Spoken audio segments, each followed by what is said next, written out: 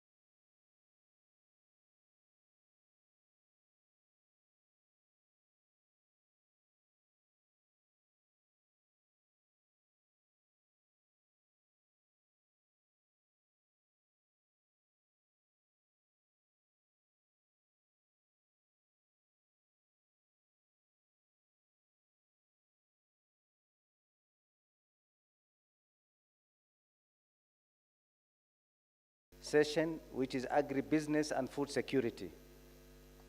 May I now call upon the following to please come to the podium. Dr. David Phiri, Food and Agriculture Organization, Sub-Regional Office for Eastern Africa, Sub-Regional Coordinator, and FAO representative to African Union and United Nations Economic Commission for Africa. We have panelists, Mr. Geoffrey Kirenga, CEO, Southern Agricultural Growth Corridor of Tanzania. We have Professor M. Mohammed Khalil Timami, Sustainable Development Studies, Department of Environmental Science, Pan University. We have Mr. Gerald Masila, CEO, East African Grain Council, and John Bosco Kalisa, CEO, East African Business Council. And we have also Michael Danford, Director, East Africa World Food Program.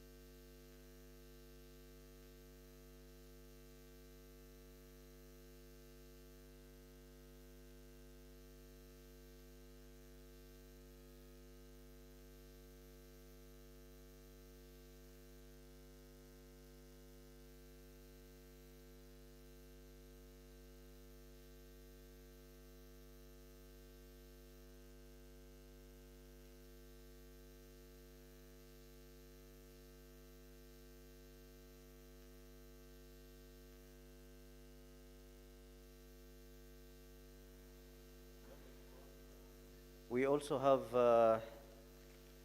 the moderator of this session will be Mr. Charles Chiza. He's the acting director of Industry, Minerals, Entrepreneurship and Tourism, African Union Commission.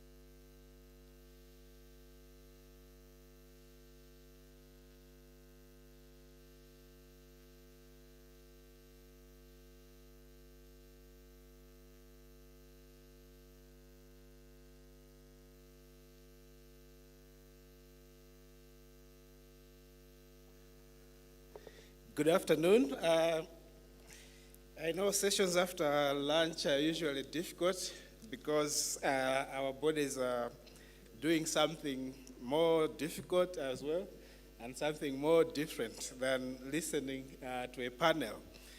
But I think this panel is coming at a good time, soon after lunch, because it's going to talk about agribusiness and food security. Africa has more than 65% of global arable land and huge youthful population, which could be harnessed to leapfrog a green revolution towards achieving food security by 2040. Additionally, investing in the entire agribusiness value chain will require that we provide the necessary incentives and paradigm shifts towards effectively assisting entrepreneurs and relevant actors in achieving food security in Africa. In the entire value chain should be accompanied with the necessary enabling environment. So this session will basically analyze the existing agribusiness policy framework, ongoing government incentives towards achieving food security, and the current levels of private sector participation in the agribusiness value chain. So I think I will not repeat my panel, but just go straight to give them, each one of them 3 minutes, so that they can introduce and give us their understanding about this topic in general. Basically, we are saying that when we are talking about agribusiness, we have to be talking about private sector involvement even more, and at what levels should we effectively invest in this sector to make sure that while we are making profits, we are also making this continent food secure. I don't want to talk about the Ukraine-Russia conflict and what it has done to the continent. I think each one of us already knows the result of that. So again, without much ado, I would want to invite Professor Timame to kick us going on this topic. The floor is yours for 3 minutes. Thank you, moderator. You started mentioning Ukraine and the repercussions that that war has had on us in the continent. Apparently, countries that were fairly well organized or had their agricultural sectors fairly well organized did not feel the impact of Ukraine. The countries in our continent that felt the repercussions were largely those that had terribly disorganized their agricultural sectors. There was absolutely no reason why we had to rely substantially on imports coming from so far away, when we have arable land where we could grow grains and other staples for consumption domestically. One of the problems with agro-processing, for example, and managing agri-businesses is that the tendency of many of our countries, the governments running our countries, and I'm talking generally the continent as a whole, is that we've had this enormous appetite for issuing licenses to import cereals, again, for no good reason. René Dumont, way back in the mid-1960s, did argue that we already had started on a false footing in his book, A False Start in Africa. And his argument basically was not that the conditions, the geographical conditions in many parts of the continent did not necessarily favor us, but because we just adopted inappropriate policies. And intensive importation is one scourge that many of our economies are reeling under. So point number one is that for the agro-processing and agribusiness sector to thrive, we need to reorganize our agricultural sector in ways that do not allow massive imports to come into the country for cereals that we can actually produce ourselves. I think Japan, many years ago, was under enormous pressure from the United States to have rice imports into the economy. And Japan resisted those pressures, largely because it wanted to be self-reliant from the reserves that it generated internally, even though the food imports coming from the United States were relatively cheaper. And the argument that the Japanese advanced was that we would not be willing to purchase rice that has been subjected to post-harvest chemicals, pesticides and the rest, to try and keep the cereals in good shape, because those residues will still find their way into the bodies of human beings and cause trouble many years later. And they were able they succeeded in that resistance because they had a willingness to ensure that local producers were actually protected, especially in an important area such as food. So I think our policies, when it comes to, we may be saying a lot of wonderful things in many of the frameworks, agricultural frameworks that we have produced, but the contradiction is quite obvious, that we issue these licenses for importation and then affecting the agro-processing activities all over. In 2020, the import bill was roughly about 45 billion. And by 2025, it is projected to rise to 110 billion. Now, there's absolutely no reason, good reason why this should really be the case. Instead of having an import bill declining, the projections are clearly showing that it is rising. So somebody is not doing his job somewhere.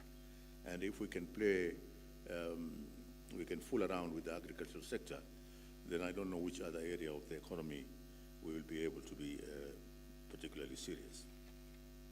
So there's a problem there.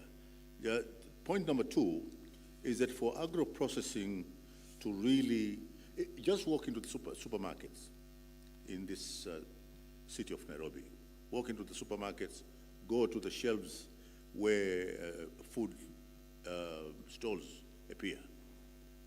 And clearly, you will see that there are a lot of agro-processed foods, and many of these are imports. A large proportion of imports are on the shelves. And these, again, can be produced locally. The infrastructure, we know the problems facing the agro-processing sector. They have been mentioned again and again in the literature. We also know the subsectors that are basically in abundance. But I would like just to mention two. One is to identify the captive markets. We could do very well if in the school feeding programs we're able to identify how much would actually be required in secondary schools, in boarding schools, whether it is rice, whether it's flour, and the rest. That is a captive market. The armies, the police, they normally receive huge subventions that can easily procure some of these important agro-processed cereals. If we are able to take care of that particular market, I think agro-processing activities will thrive to a very considerable extent. So that's number one.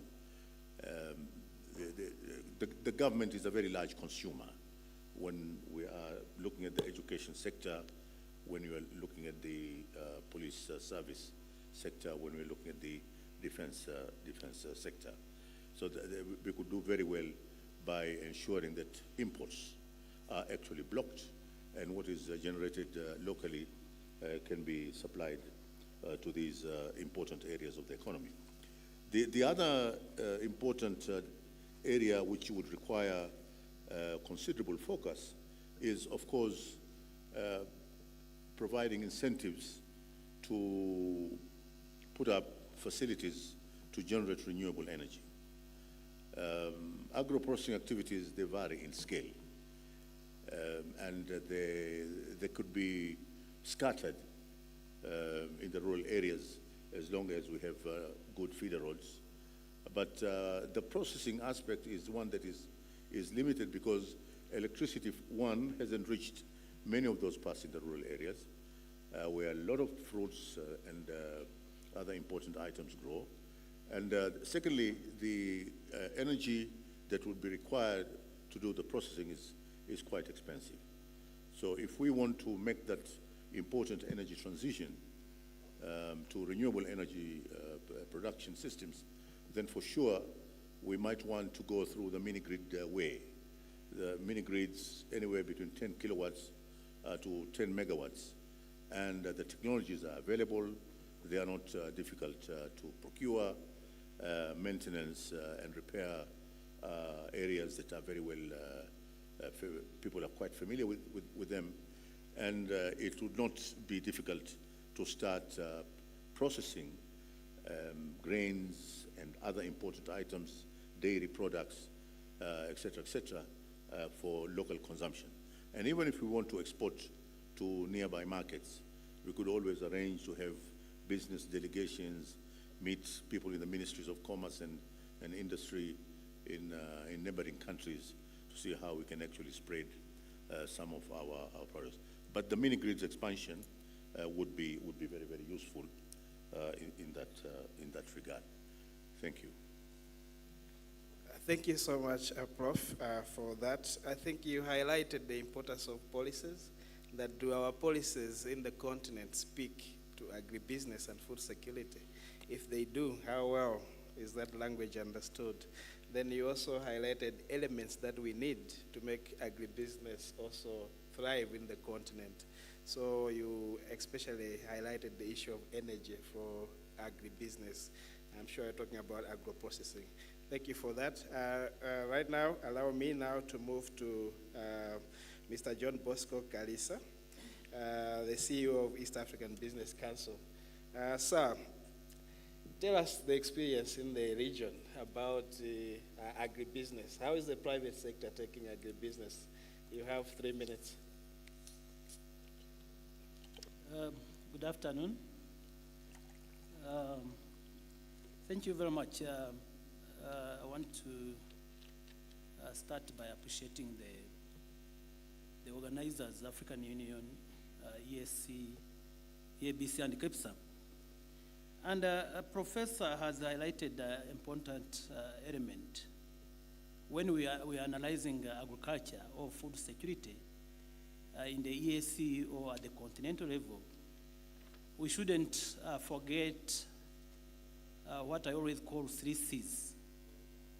COVID, impact of COVID on our food systems, impact of climate change and its associated effects, and the recent conflict between Russia and Ukraine. When you look at those external shocks, they have really impacted on our food system in our agriculture sector. You can look at the current numbers indicate, even at the ESC, that those conflicts have subjected almost 30 million into abject poverty. And I think that tells a strong message and story. We are not prepared. And as a professor mentioned, our systems, our food systems are very, very weak. They are very weak, and there are a number of reasons that are very weak. And I will share with you some of the reasons. Again, one is the infrastructure. I was looking at the numbers, the output, agriculture output. Almost 49% of our output goes to waste. It goes to waste. So we have no system in terms of preserving our food. And I always look at the 3 actors. And when we talk about agriculture, it is very important that we understand what it entails. when we talk about agriculture, we need to take cognizant of the three components. There is that subsistence agriculture, which feeds our biggest population. Then there is a smallholder farmers. The proceeds from subsistence goes to market. Then you go to commercial agriculture. So when we are analyzing, I think we need to bear in mind those three components when we are discussing about agriculture, those in subsistence, those in smallholding farming, and those in commercial agriculture. So when I analyze the trend, I realize that really post-harvest losses in East Africa and Africa as a whole accounts for almost 40% of our yields, of our outputs. So that speaks to the issue related to infrastructure. There is a very big deficiency in terms of production infrastructure, and that's where we need to start. Because when we are talking about competitiveness, it has to trickle down in terms of productivity. And here, productivity, we're talking about important factors: land, labor, and capital. So that's very, very important. So those factors are not interacting very effectively. Then when you look at the infrastructure from the farm to the market, including transport and logistics, it's still a very big challenges. At the ABC, as you rightly said, recently we undertook 2 studies, and I want to thank GIZ. One to look at the impact of Russia-Ukraine on our food system. Another one was on investment opportunities in the sector. We realized that the impact, as I mentioned, is very, very huge, but also it presents enormous opportunity in the sector. But there are a number of binding constraints that inhibit our agriculture sector. One is that our government investment in the required public infrastructure is wanting. And I always refer to Marabo Declaration, Maputo Declaration, where our government committed to increase investment by 10% of their GDP. I think it is only Rwanda that has achieved that. Other countries have not even attained 8%. So how do you really talk about agriculture when our investment in the sector is less than 10%? So having said that, I realize that when you look at our GDP, even at the ESC, agriculture accounts for 30% of our gross domestic product, and it employs more than 80% of our population. And I was looking at the number that if we continue at this rate of population growth, by 2050, Africa will not be able to, by using the current pace, we will only be producing only 13% of the food that is required by our population.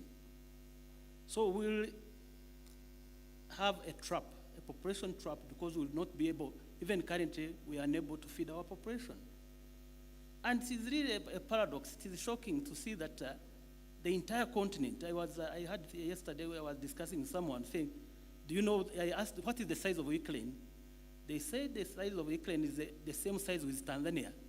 But 60% of wheat grains comes from Ukraine. I say this is a challenge. We are not serious in terms of our engagement, in terms of our policy intervention, in terms of our discussion, in terms of public-private partnership. How can Ukraine feed the entire Africa of 1.3 billion population? So we need to do something. We need to really be something in terms of policy intervention, in terms of investment in infrastructure, required infrastructure. We need to create unnecessary incentives for the private sector to take advantage. And really, we have this perception that the sector is a risk sector.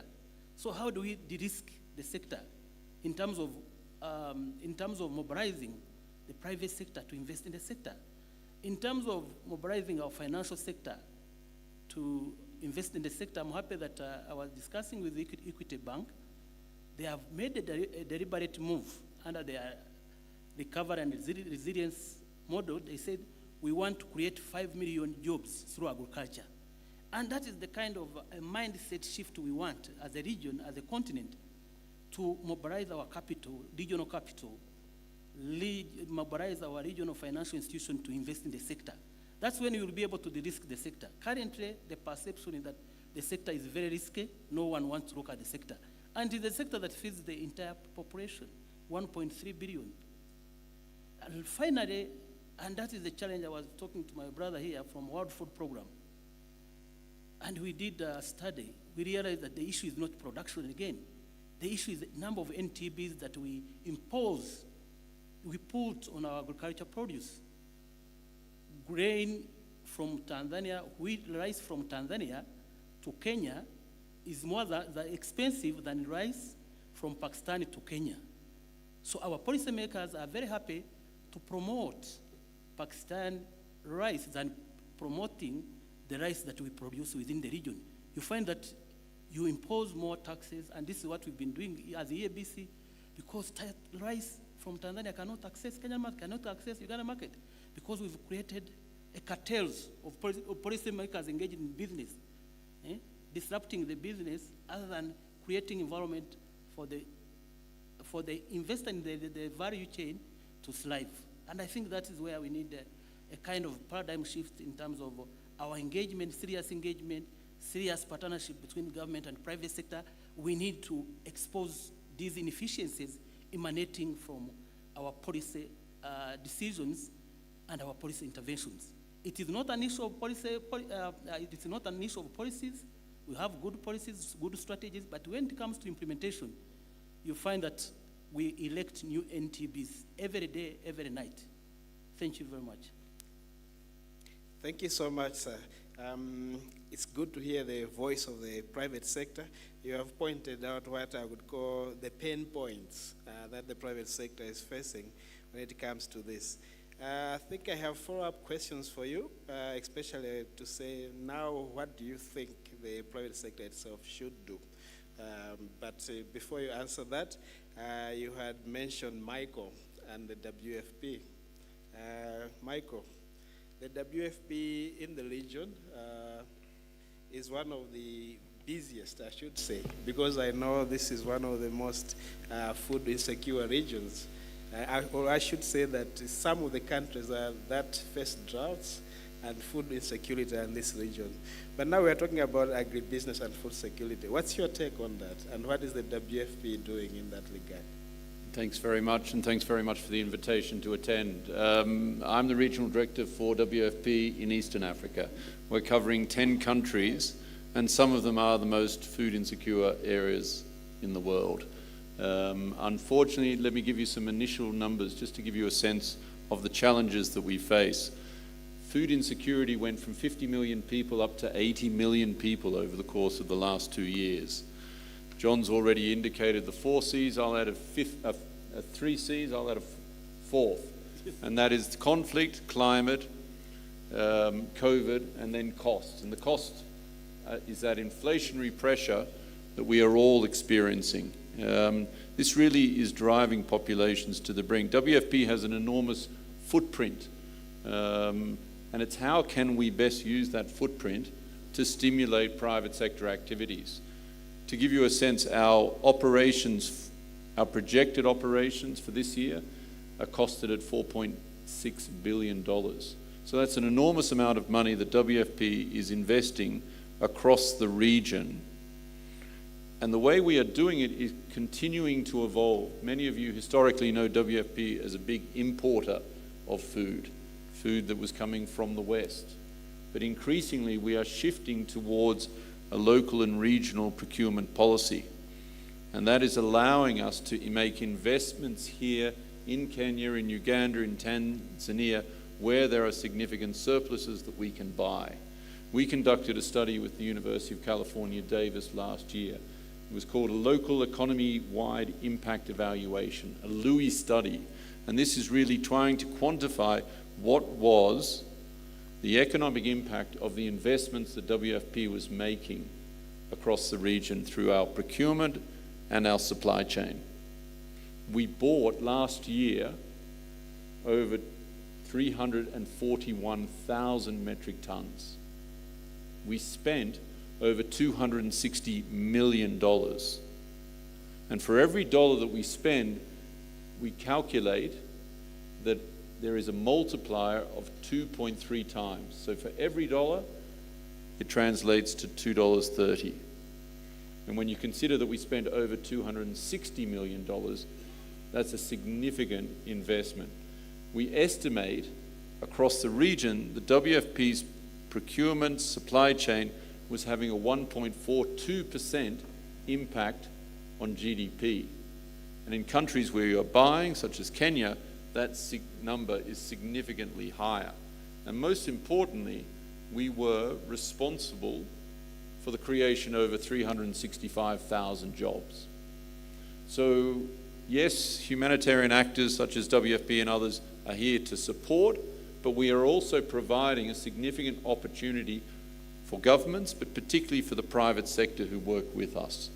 Yes, we have government as a partner, we have NGOs as partners, but importantly, we also work very closely with the private sector because of this almost insatiable appetite that we have for the commodities. And we have a range of different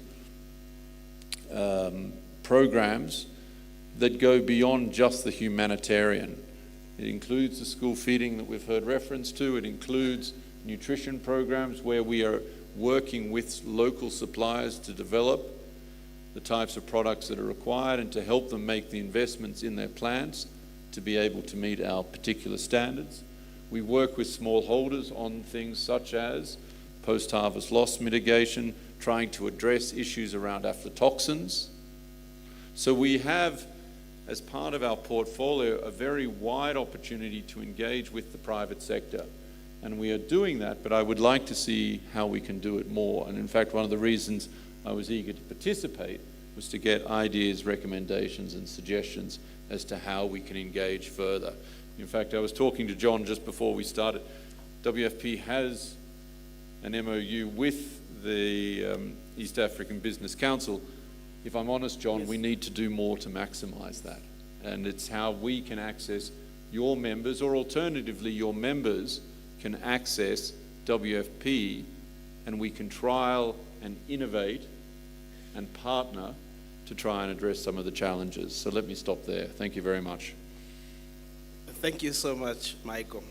From whatever you've said, I was trying to put on a private sector hat, and what I saw was that there is a market, and the WFP is one of those international organizations that is a market for the agri-foods or agri-business that we are trying to talk about.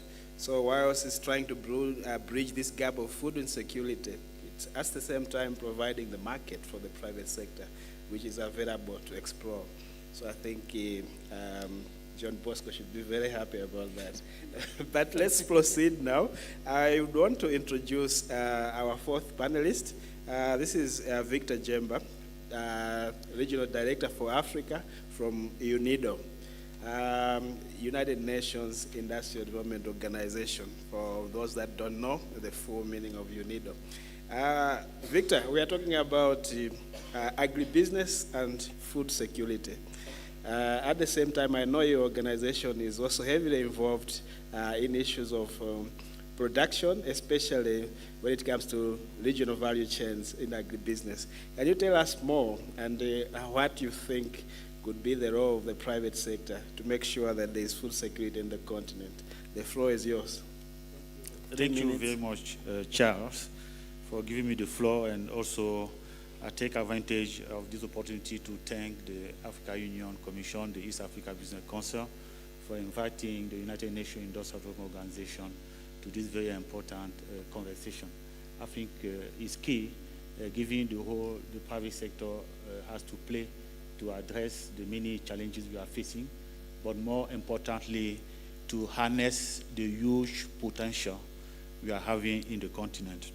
Before addressing the question, let me just connect quickly with what my colleague from WFP has mentioned. We have been engaged very much in these last years with the WFP to increase the local sourcing. So we work jointly to increase the capacity of the local private sector to produce what WFP need to address the different humanitarian needs, among others. We increase the productive capacity of the firm, large-scale production, addressing the issue of quality, the issue of SPS, and so forth. Also, the needed technology, the control, the quality, the norm, the standard, etc. So just to mention that, yeah, that there's an increase into sourcing within the continent. Coming back to your question, since the beginning of the meeting yesterday, I think we got a lot of data, but there are some striking ones. We mentioned that actually we are nearly 70% share of the global population in 2023. By 2050, it will double, and the population will continue to grow. But at the same time, our share in the global trade is maximum 3%, where we consider the manufacturing good nearly 2%. That means in terms of global production, we really have to increase our productive capacity. That is one side. And also we know nearly that in the continent, around more than 20% of the population face food insecurity, while we have all the potential. We know the water, the land, the resources, but we still having this deficit.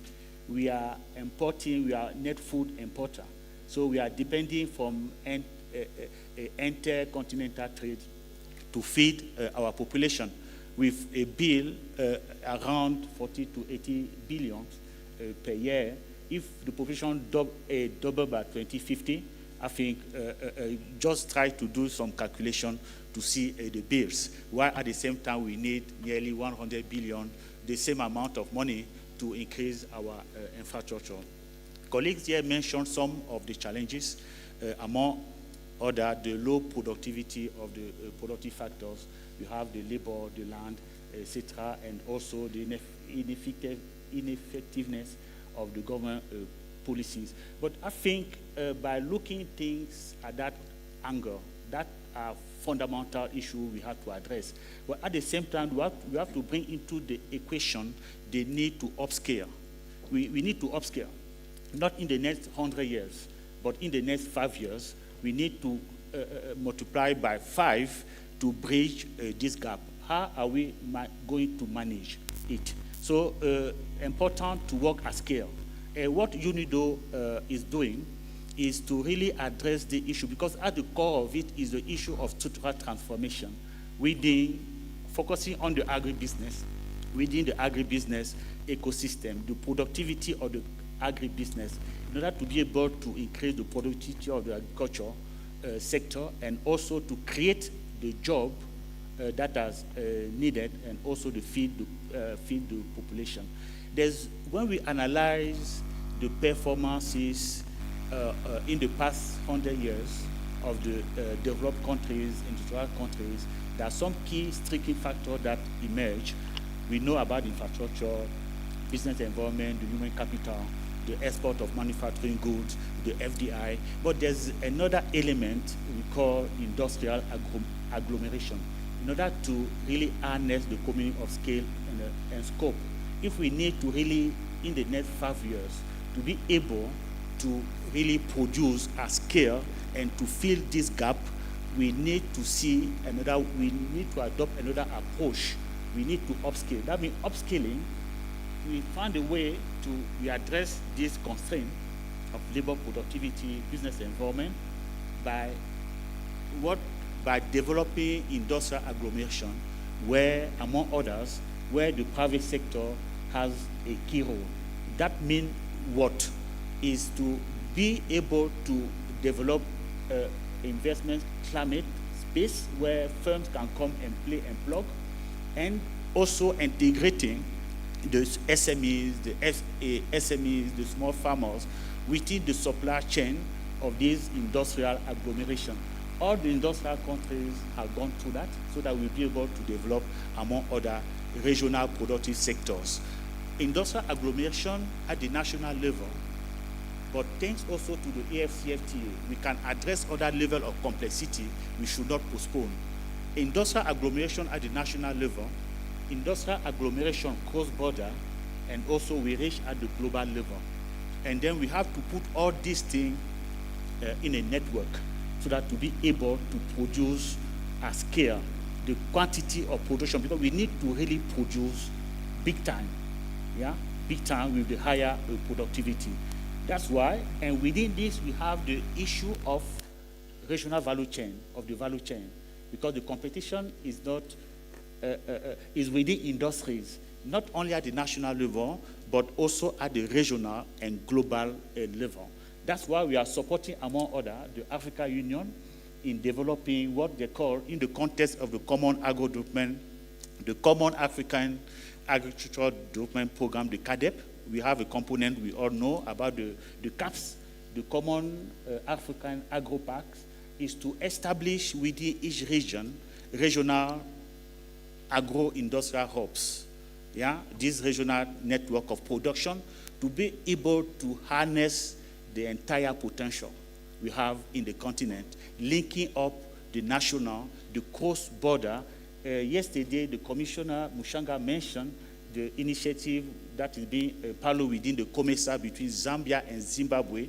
We have industrial parks that can be connected, and from there within the region, so that we have a network of production system within the entire continent. Not only the raw material, the intermediate goods, the specific goods, the final goods, within the entire continent. That is what UNIDO is contributing to, supporting African Union within the private and the other partners, within a multi-stakeholder development approach. And at the heart of it is the private sector, at all the level of the value chain, at the agricultural sector, primary sector, the secondary sector, and also the service sector, integrating the policies, the agricultural policies, the industrial policies, and the trade policies, and to be able to transform the AFCFTA in a manufacturing zone and address this gap. I think this can be made in the next 5 years. In the next 5 years. We have been doing that with the support of the national government, the private sector. In many countries, you heard about Ethiopia with the integrated agro-industrial park, linking the small farmers and also producing a higher productive good. And we have in Senegal, in many other countries, to elevate this work at the regional level and also connecting everything within the continent, thanks to the legal framework that the AFCFTA is providing. I think the time is... I would want to cut you right there. I will stop here. Okay, thank you very much. You finished on two issues. One, you mentioned at the heart of this is the private sector. I like that part. Then you also said, thanks to the FCFTA, we were talking about a market for these commodities. Now the FCFTA is providing that continental market for foods, agri-processing, and everything.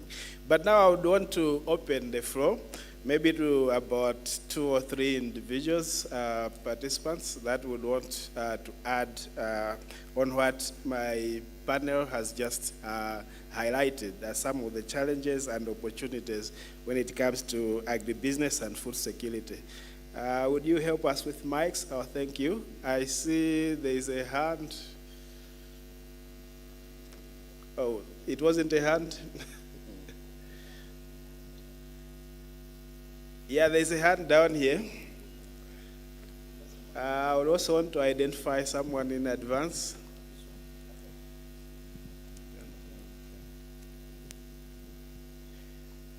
Before you take the floor, I just want to see if, okay, there's another hand this side, and then that one. Let's do the 3 hands.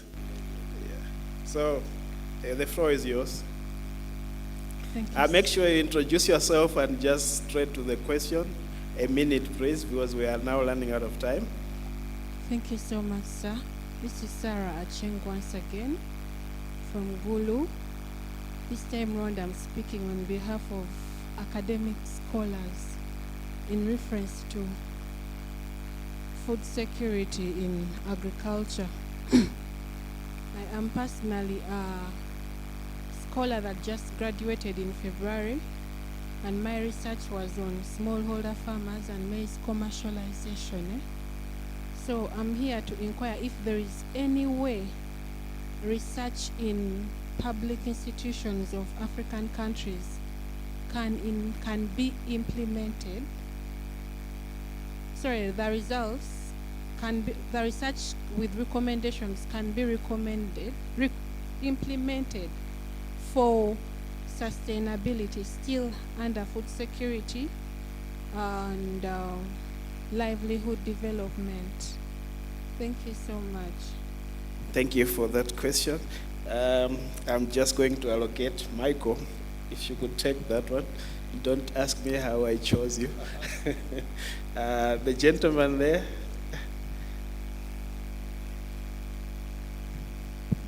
Thank you very much. I would like to thank the presenters and you, the moderator. My name is 𝗭𝗧𝗛 from Tanzania. I was following very carefully on the issue, but unfortunately, all the presenters could not impress me by addressing the fundamental issues with regard to food insecurity and agribusiness. Because on my opinion, the key address should be on the production side. And during your keynote presentation as moderator, you clearly indicated that 65% of Africa is arable. But unfortunately, the African youth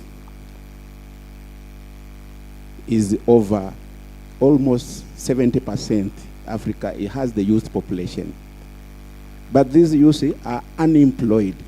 So we can see the mismatch between what we are talking as having arable land and the engagement of youth to love agriculture. And unfortunately, the youth of today, they are not the youth of 60s. These are the youth who are quite aware of what to do. They don't want to engage in trial and error. And for that matter, probably the youth cannot be engaged in agriculture for trial and error. And as a result, we cannot address the issue of production if we cannot involve the youth to love agriculture as a sector that will provide a dream life for them. But fortunately, again... Sorry, I have to cut you. Yes. They are saying we are running out of time. So, but we get your point on the issue of production, and Mr. John Bosco Kalisa is going to respond to that. Unfortunately, I have to cut you. I'm really sorry, so that I give the opportunity to the lady. Okay. Thank you. Thank you for your understanding. I appreciate. Yes, Madam, I think it's from the East Africa Parliament. Please make your question in a minute. Thank you very much. Françoise Mukiza-Yala. Actually, I was supposed to intervene also to add more values as far as the work of Yala is concerned. But since I was with the youth and the women panel that took more time because of the energy and substance of their inputs, I would delay it to finalize, but we are here for them. And I'm talking on behalf of the committee on I chair on agriculture, tourism, and natural resources, because when we talk of priority in enhancing free movement of food in the region, this is very important that we make sure the food is freely moving, because the food security is built on the 4 pillars of integration. The first one is customs union, and you know that the second one is common market protocol, and then a monetary union, and the political federation. And these pillars are the ones that will allow also AFC, FTA, all processes, decisions to also be possible. So when we talk of food, we talk of food commodities, some food that are very essential in terms of dieting, supporting a kitchen, are not moving freely. Some of them are perishable food. And when I was in Chile lastly, and at the second Global Parliamentary Summit against hunger and malnutrition, we found that if we don't focus on diet food, nutritious food, we are just not supporting even farmers, because farmers are given more funds because of the commitments that the countries were assigned to do, like the implementation of Malabo Declaration. That one is to add at least 10% of the budget, their national budget, being allocated to agriculture.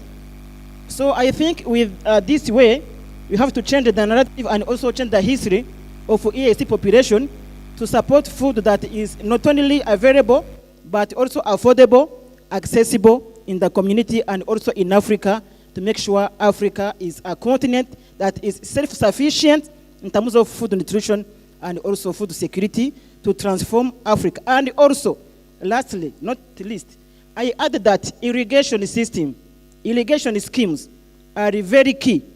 To take it as a commitment from this conference, because the climate change has reversed the seasons. If we want to cultivate and helping farmers to be all throughout seasons having their products, we have to support irrigations and throughout as schemes, and support free movement of people and also borderless Africa. Thank you very much. Thank you so much. You raised the issues of movement of food, probably in line with the movements of goods. Of course, you're focusing on East Africa, but I think the lessons apply to the whole continent. And then the last day you talked about production again. So there were people that I gave specific questions, starting with Michael. Just in a minute, can you try to respond to that question? Then after that, Mr. John Bosco. Then my two last panels are going to comment also again on the issue of movement of food. Michael, you have the floor. Thanks just very for a much. minute. And I think the question was focusing primarily on whether or not public institutions are interested in recommendations from analysis that is being undertaken. And the simple answer, of course, is yes. We certainly don't claim that we have all the answers, and the fact that we need to have sessions of this nature highlight that we have an imperfect system, and it's how do we bring the necessary elements together to enhance and strengthen the system, particularly when it comes to working with smallholder farmers in remote locations. So that's certainly a yes when it comes to receiving and trying to apply the recommendations. And then just picking up on the last point with regards to the importance of investments in irrigation systems. From a food security perspective, it won't exist unless we also have water security. And this has become very apparent over the last 3 years in the Horn, in Kenya, Somalia, and southern Ethiopia, where we've had a devastating drought impacting over 23 million people because the rains didn't come, and as a result, livestock died, crops failed, people were displaced. So, drawing on the last point made, there needs to be a key element, and this is where IFIs, International Financial Institution, others have a significant role to play, making the necessary types of infrastructure investments. But again, it will only have true impact if the private sector is also present. Thanks very much. Thank you. Mr. John Bosco, I have 2 minutes. Can you take one of that? Yeah, thank you. I think the question raised by a colleague from United Republic of Tanzania is pertinent. The biggest challenge you have is productivity, enhancing our productive capacity. But the way you enhance productive capacity, you need to address supply side constraints. I did mention issues related to inputs. The seed, the fertilizer, we use poor inputs into our production systems. Then I highlighted even equipments. look at our irrigation. We talk about arable land, but that land is not properly irrigated to ensure that it will give you appropriate yield. I did mention that also our engagement, I had a discussion. Generally, when I took over this position, I signed an MOU with World Food Program. World Food Program used to source 10% of their food within the region. I said, how do we increase that procurement? How do we increase that procurement to 40% in terms of local? And the issue they have been complaining is about the quality of the food we produce. So what we need to do is to address the issue of quality, address the issue of aflatoxin in our maize. So that is what we are doing. In addition, we've been also working with, through support from GIZ. Next week, we'll be having a seminar here in Nairobi on contract farming. Our farmers are frustrated by the market requirements.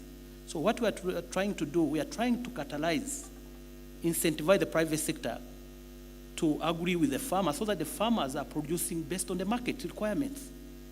As I mentioned in my introduction, 49% of our food output is put to waste because it doesn't meet the supermarket requirements. So how do we ensure that we produce quality food, quality agriculture output? I'm happy among the sectors that have been identified under the CFTA, the 4 sectors where MasterCard Foundation is going to play a catalytic role. Agriculture and agro-food processing has been identified one of the sectors that is going to ensure that we are going to work with. So we are trying really to address systematic failures around our systems, our processes, as well as the market failures, so that we shouldn't be importing, as my brother from World Food Program, importing beef from Brazil when the region has more than 100 million of cattle. But because they are poor quality, then they cannot be sold to our market. So we need to improve the issue of the quality. Finally, and this is our engagement, it has been an issue of access. Finalize indeed. Yes. Finally, the issue when you talk to smallholder farmers, when you talk to youth, the biggest challenge they have, 80%, is access to affordable capital. So we need deliberately to have a venture capital fund to support youth to engage in agriculture. Thank you, moderator. Thank you so much. Prof, just in half a minute, unfortunately. Yes. The participant from Tanzania was not impressed by what we said. I was not impressed by the response from that side, because we talked about arable land in Africa not being utilized, and that we are too concerned about importing. In fact, when the Ukraine issue came up, we said that we have disorganized our agriculture and we need to do something about it. So we were really talking about production and not anything else. There's a lot of training in our universities in the field of agriculture, plenty of training. And a lot of our students are actually excited about that. But as what has been said here, incentives to get them into agriculture are very, very limited, particularly when we talk about capital. So, and then there's the captive markets. We can do something to improve on the quality of the food, have these captive markets. The World Food Program certainly would want to buy and purchase commodities that would be useful for consumption. But we need to reorganize ourselves and have less and less appetite for importing food when we can actually produce ourselves. Thank you. Thank you. Victor, half a minute, please. Thank you very much. In fact, just to say a few words on the question of the lady here and also the response from our colleague from the WFP, there's an issue we do not mention too much, is the issue of innovation. Is related what we call the system of innovation, national system of innovation and regional system of innovation. Is linking the academia, research, university, and the private sector, and the financial sector and the government sector. There's a system that needs to be established, because whatever level of infrastructure we put in place, we can reach, in fact, a non-return to scale. We need innovation to move ahead. So innovation is key. The Commission mentioned it yesterday, but innovation is critical in increasing the productive capacity, the growth. So this is linked to the relation between the academia and particularly the private sector and the financial. Where the problems are addressed, they create invention, they have intellectual property, and then to bring it into the market to solve the address, and then the next step, there will be another level of complexity that needs to be addressed by the university, and they come back to the market. So that is essential as much as the private sector, that from which we expect investment, etc., and other financial institutions. Innovation is also at the heart to ensure sustainable growth and also generate the sustainable development we are expecting. Thank you. Thank you so much. I will not have time to summarize, but I hope we have heard that there is potential in this sector. There is potential that the continent can be food insecure. Victor said in 5 years. I also believe you. There is a market, and what we need to do is scale up production and make sure that food is able to move across borders. So with these remarks, I want to thank all my panelists. I apologize, I was so harsh with time, but that's how I do business around here. But I also want to thank the audience for being a wonderful audience. If you'd allow me, let's clap for the panel. So with that clap, we conclude this session, and I would like to invite the Director of Ceremonies back to the podium for the next program. Thank you very much, moderator. I think we should also give them another round of applause, please. Now the interested sessions have started. First of all, we are going to have a master class for women and youth entrepreneurs. We had wanted to organize it separately, but we thought that since it is a master class for women and youth entrepreneurs, it will not be fair for women who would also want to participate in this session to miss other sessions. That is why we thought that we should have it here so that you can also take an advantage of this session. May I now call upon Google to come and moderate this session.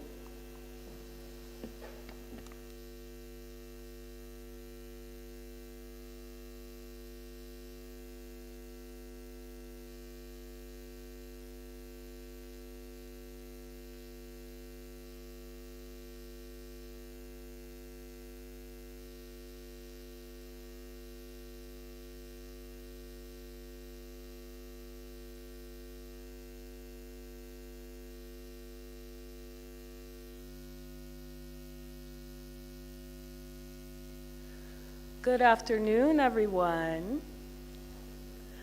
Are we sleeping again? Do I need to do my song again? Yes.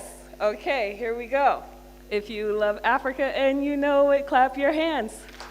If you love Africa and you know it, clap your hands. If you love Africa and you know it, and you're tired because it was a really long day, if you love Africa and you know it, clap your hands. Very good. Thank you so much. My name is Priscilla. I am with the Google team. If you were not here this morning, I led a session on digital trade, where we talked about the importance of the digital ecosystem, some of the challenges we're facing, and what else we can do to accelerate the digital transformation of the continent. So one of those issues was really about human capital development, about our SMEs, and about startups that are such an important part of the digital ecosystem. But one of the issues that they face is the lack of access to finance. So today, we're going to be delivering a Google Hustle Academy Masterclass.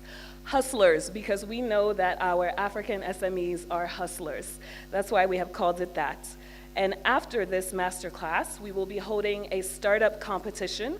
So we have brought startups who are young people from across the EAC to come here and present their businesses to you.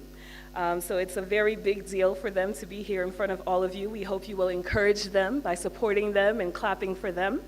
And this is all part of our MOU, our cooperation agreement that we signed with the African Union Commission.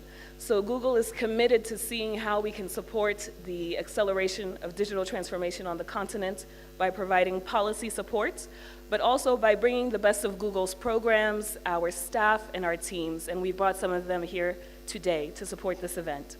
So the Google Hustle Academy program is a 5-day boot camp that we have tailored specifically for African SMEs. We have our amazing lead trainer here, Jennifer Kimani, who leads our training for Kenya. She will provide a training for 30 minutes about how to deliver an effective pitch that can help your business to hopefully get more financing and scale up your activities. So we hope that you will give her your attention. And after this, we will hold the startup pitch competition with our 5 startups that have flown all the way here to present before you. We thank you for your attention. And I will just ask our startups, if you're not already seated here, if you can come to join us to my right over here as the session is going on. Thank you. Over to you, Jennifer. Thank you so much. So, hello everyone. I hope you all are having a fantastic afternoon. So I'm just going to jump right into the presentation because I have 30 minutes. So we're looking at what do investors look for in a pitch. So let me just get started with that. So we're going to first start with what makes a good pitch. But before I even start, I'd love to see, by a show of hand, how many people have pitched before. But just a show of hand, how many people have pitched? Yeah, quite a good number. Thank you so much. So we're going to start with what makes a good pitch. So as you prepare your pitch, there are things that you need to be aware of, all right? So as much as you're preparing yourself, on how to present, looking good and everything, of course you're going to have your pitch deck. But there are things that you need to be aware of. So the first one is your pitch should be clear and concise. So you should go straight to the point. So what normally happens is, for those who have pitched, you know this, you're going to be given a certain amount of time that you're supposed to pitch or to present. So normally you're going to be given 15 minutes, 20 minutes. So that means that you should go straight to the point. Don't add in too much information, etc. So your presentation should be clear. Go straight to the point. Do not use jargon. Okay, so because you don't know who you're pitching to, they might not be in the same industry as you. So use simple language that everyone in the room should be able to understand. Then the second part is your pitch should know the audience. So who are you pitching to? So during our trainings, we normally ask people if they have pitched before, what are their 2 cents on this, and they will say that they have, they don't have one pitch deck. They have multiple pitch deck. The same way we do with our CV, you have multiple templates, so that you can customize it to, the job probably that maybe you're applying for. So the same thing with the pitches. You should have multiple templates, and then customize your pitch based on the audience that you're presenting to. Also with your pitch, ensure that you include data and information, because your investors might not be in the same industry as you are, again, or the audience that you're pitching to, so they need to understand what are the numbers, what is happening in your industry and everything. Then number 3, your pitch should be digestible. So do not put in too much information or have what you call data overload on your slides. So ensure that it's easy to understand on the first look. Then your pitch should have a flow, okay? So of course you need to have an intro, let people know who you are, some information about you or the business that you're representing and everything. Then of course you can go in, talk about maybe market size, talk about some numbers, talk about the problem that you're solving, talk about your business idea. So let's have a flow. So you don't want to start with, this is the problem that you're solving, then somewhere in the middle you're talking about the solution, then somewhere again you're talking about your business idea. So have a flow on your presentation. Then number 5, your presentation should be well researched. So when you're doing your research, talking about the market size, what's the numbers, you want to ensure that you're getting that data from trusted sources. So you can use, for example, Google tools to do your research, get information on the numbers that you can include in your pitch, of course. Then lastly, on your pitch deck, the design should be consistent. As you're going to see from what I have here, we're going to have like a consistency on the design that you have. So ensure that if you include your brand colors, it's simple, like you're not mixing up things. So make it simple and also ensure that the design is consistent from the beginning up until the end. All right? So next we're going to look at examples of good pitches. And then we're going to look at just an example of a good pitch and then an example of a bad pitch. So normally in the bootcamp, we'll cover a couple of these pitches, but since we don't have time, I'm just going to cover one on each. So an example of a good pitch is Airbnb 2009 pitch. So all of us know Airbnb. So they had a pitch in 2009, and this is how the slides looked like. So I'm going to give you guys a chance to look at what we have here. So these are some of the best slides that they had. So you can see the design is simple, the color is consistent, it's easier for you to understand what is happening on here. Yeah, so the presenter just had to kind of explain on the numbers, etc., but you could be able to tell what is happening. So they were able to clearly state the problem. They were able to show numbers on, market validation. And this data, they got it from trusted sources, of course. Then they were able to talk about the market size. How big is the market? And what share do they have in the market? So this is some of the information that you need to include in your pitch. Yeah. And then they were able to showcase how their product works. So normally, when you go to pitch, if you have a physical product, you can, come with it, give it to the judges or who you're pitching to, let them see, let them have a feel of it. But if you do not have a physical product, then you can showcase how your product works. So in this case, Airbnb was able to show with just 3 screenshots, yeah, how you just have to go search you search by the city that you want to go on a vacation, view the listings, get to see what people are saying about a certain listing. Then if you're satisfied, you get to book it. So yeah, so we're going to be referring to this information as we move forward. So an example of a bad pitch is this one that we have here. So on the first look, it looked good. The colors are there, there's some data on there, but as you dissect it, you might see where the problem comes in. So first of all, we're just going to look at 2 slides here.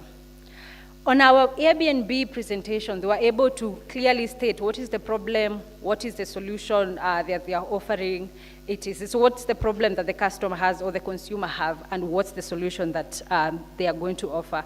So in this section, you see from that slide, the information is too much, Either the presenter is going to read through what they have written there. And also on the summary, they're using some jargon on there. The information is too much. So kindly note, we're not saying the product is bad, we're saying the pitch deck, all right? So just talking about the pitch deck here. So on the second slide, they're talking about how they're going to crush the competition. But on the information they have shared there, they're not saying how they're going to do it. How are you going to crush your competitors? They haven't even talked about how this product works. Yeah, how is it going to be of benefit to the consumer? So that is information that you should be able to add on your presentation. So pay attention to how you design your presentation deck. Or your pitch deck, sorry. So let us look at some key information that you should have or you should include in your pitch deck. So we started off with saying what makes a good pitch, yeah? And then here we need to know what information should a pitch deck include. So this is just a rundown of some of the elements that a pitch deck should have, but I'm sure you guys have maybe a different template like this one, but the information that you're going to go through, for those who have pitched, but the information that you're going to go through is information that your pitch deck, of course, have.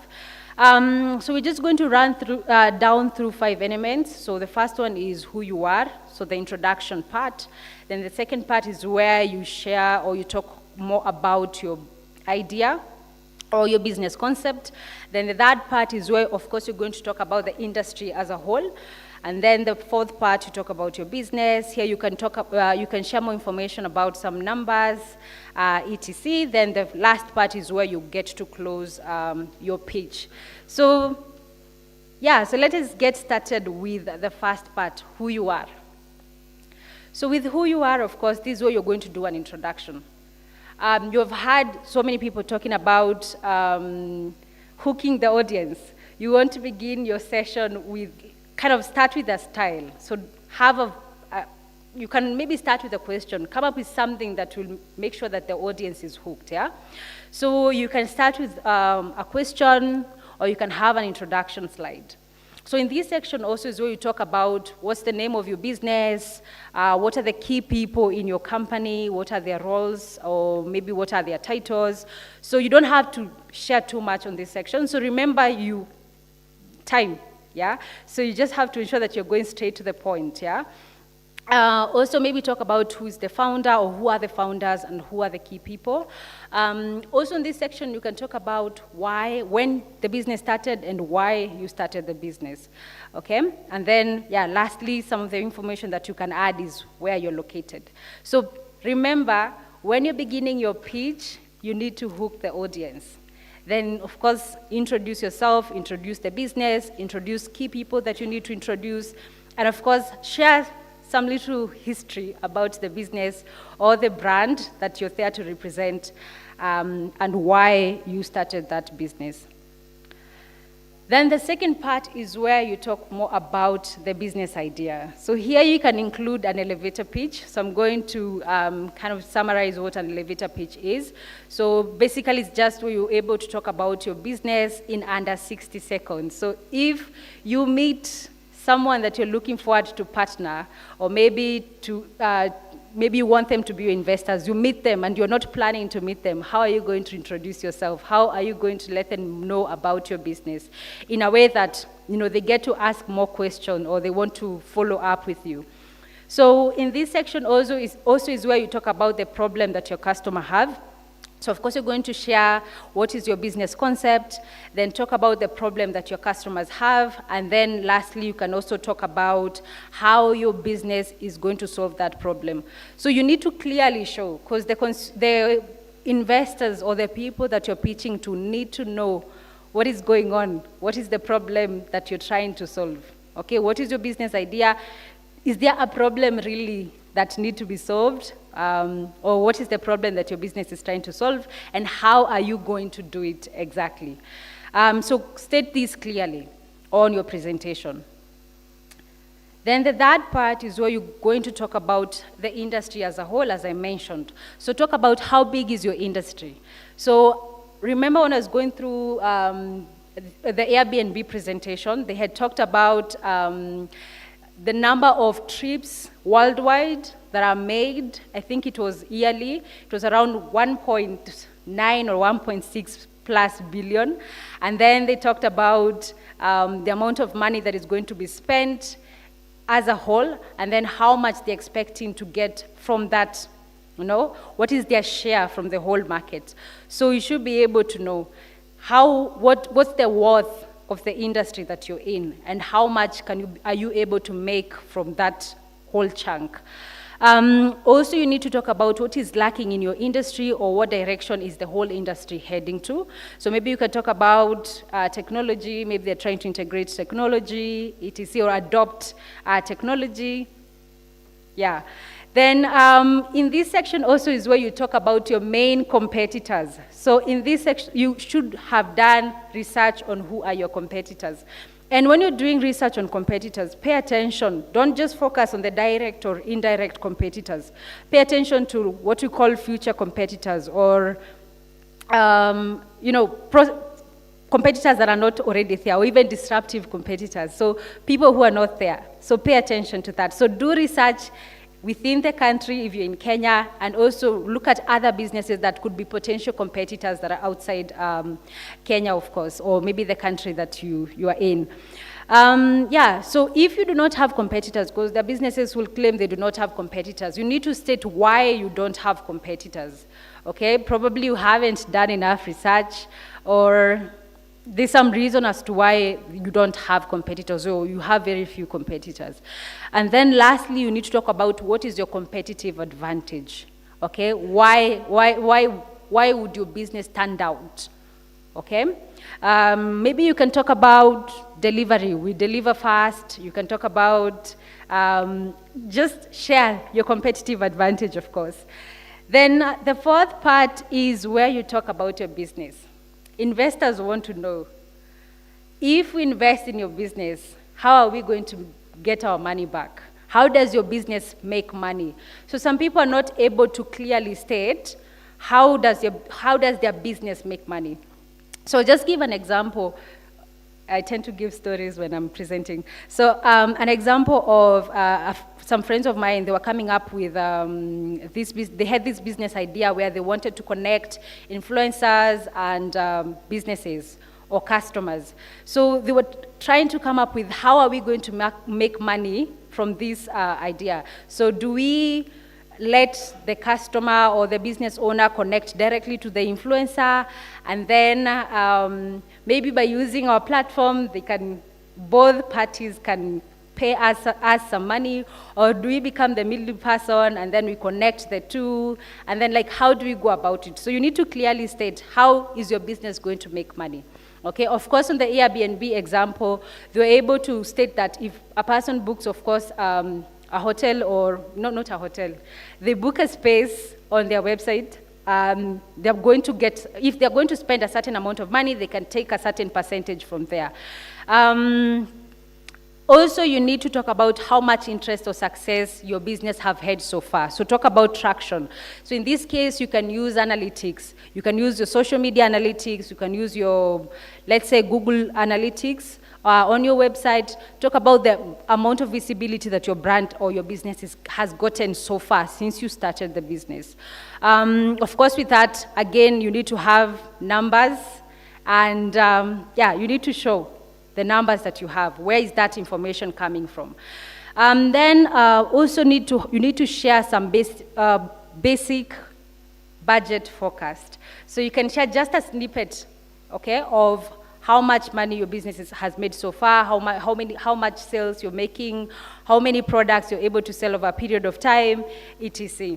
So of course, with finances, you need to have a documentation of how finances, information about finances in your business, but you do not have to share everything because of time. Again, just share the overview of budgets. Also, you can include, let's say, a 5-year overall, a period of 5 years forecast. So you need to show investors what direction your business is taking. Of course, they need to see the positive curve. If maybe there are risks that you're forecasting, or maybe you're foreseeing any risk in the future, you need to show them how you're going to mitigate that risk as well. So this is where you are able to show confidence on your business, to the investors or the people that you're pitching to. Then lastly, you need to talk about, do you have any other investment? So you should be very honest about any other type of investment that you have gotten in the past. Is it a loan? Is there someone else already who is working with you, or maybe they already have some equity they're getting from your business? You also need to maybe share information about who you are. Maybe the people that you're pitching to, the people that you're pitching to could be, one of the investors, for example, could be a competitor with the person that you're already working with the investor that you're already working with. So you need to share information because you don't want, conflict of interest happening. So, you should also be able to show how that investment has helped your business, of course, so far, if you've gotten any. So clearly show how that investment has been able to help your business. Also, just to add on the basic budget forecast, you should be able to show how much revenue that your business has and also the expenses. So talk about expenses. Businesses, there's some businesses that will make a lot of money, the numbers look good, but the expenses tend to, take up everything that the business is getting at the end of the day. So the last part is the closing. You need to close with a style. So sometimes it might be hard to kind of know how you're going to close your presentation, so close with an ask. Okay, so you need to let the investors know, or the people that you're pitching to know, what action do you want them to take after you have presented to them? What do you want from them? So normally when you're pitching, it's not all about money. So when you talk about pitching, we're not only talking about you getting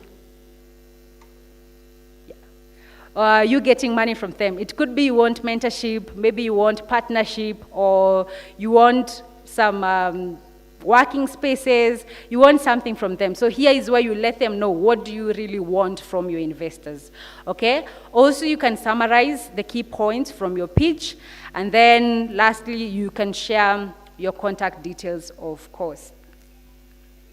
So let me just mention here what an elevator pitch is, and then I can close with that.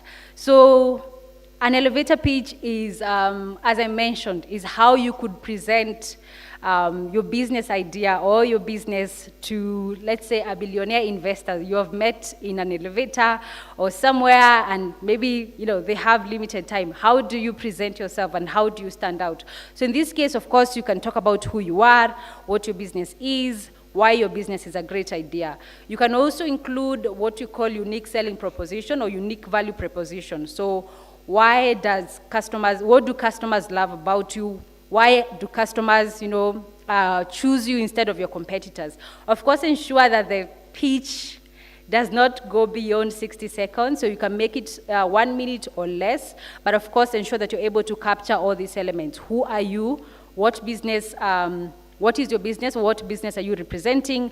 And why is your idea a great idea? Or your business idea a great idea, of course. So, yeah. That's it. So with this, what we have gone through, I'm hoping that you guys are going to use that information. If you have never created a pitch before, you have never pitched before, feel free to, use those elements to work on your own pitch. You never know. An opportunity might arise. You need to be prepared for any opportunity that comes your way. So let me close with Google Hustle Academy. Google Hustle Academy is a 5-day bootcamp. So it happens in Kenya, South Africa, and Nigeria. So you can sign up. You can just go to g.co/Hustle Academy and you can sign up. We talk more about pitching on Friday as well as financing on Thursday. So we have so much information that, you can be able to benefit from. So with that said, thank you so much, guys. Unless we have a question. Oh, okay, thank you so much, guys. Thank you.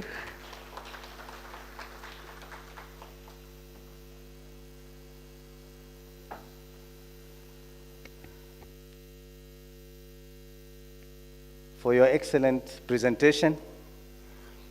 We have now come to the session that I've been telling you.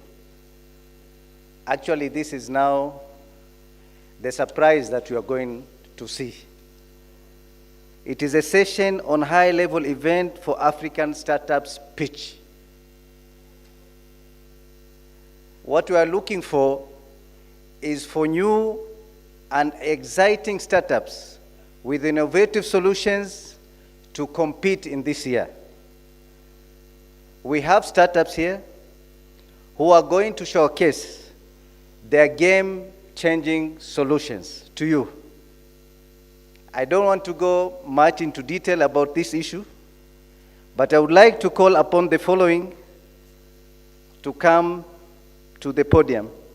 Can I start with Ms. Prin? Ms. Prin, please. You can also introduce your team. And one of our judges will also be Dr. Amani Asfour. Yes. Wonderful. Okay, are we ready to get this startup party started? So much energy. Okay, look, these are young people, so they need your encouragement and your support. Please, can you give a round of applause for our young people? Okay, they're here, they're nervous, they're gonna present their ideas to you, so we really need your encouragement.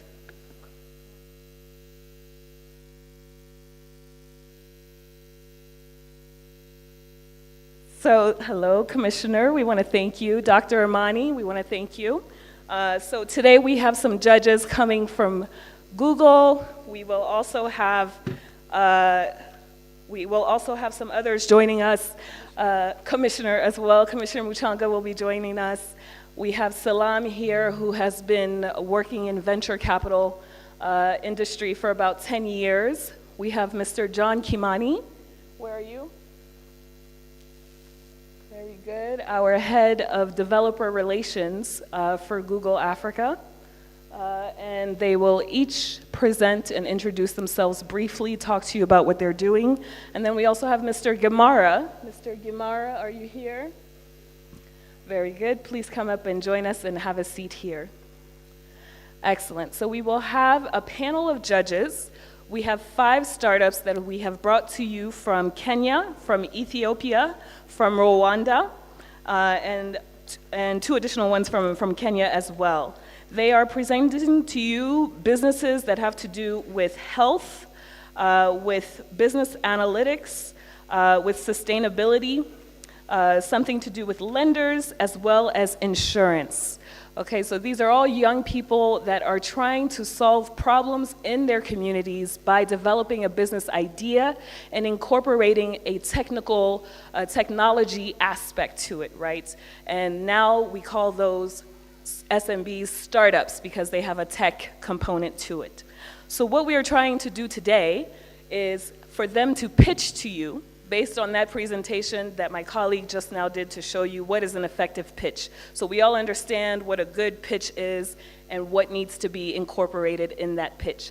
So now these 5 startups are gonna come up to you for 5 minutes, present their business idea, the problem that they are solving, and they will be judged by this esteemed panel based on this pitch. We all think that their ideas are excellent, so we want to be supportive, please, throughout the process.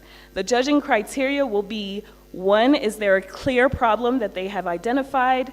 What is the market size that they are targeting? Does their idea have traction or the potential to gain more traction? How innovative is their business? What is the competitive landscape that they are working in? And overall, a strong and compelling pitch that moves you and makes you want to support it and buy something from that business.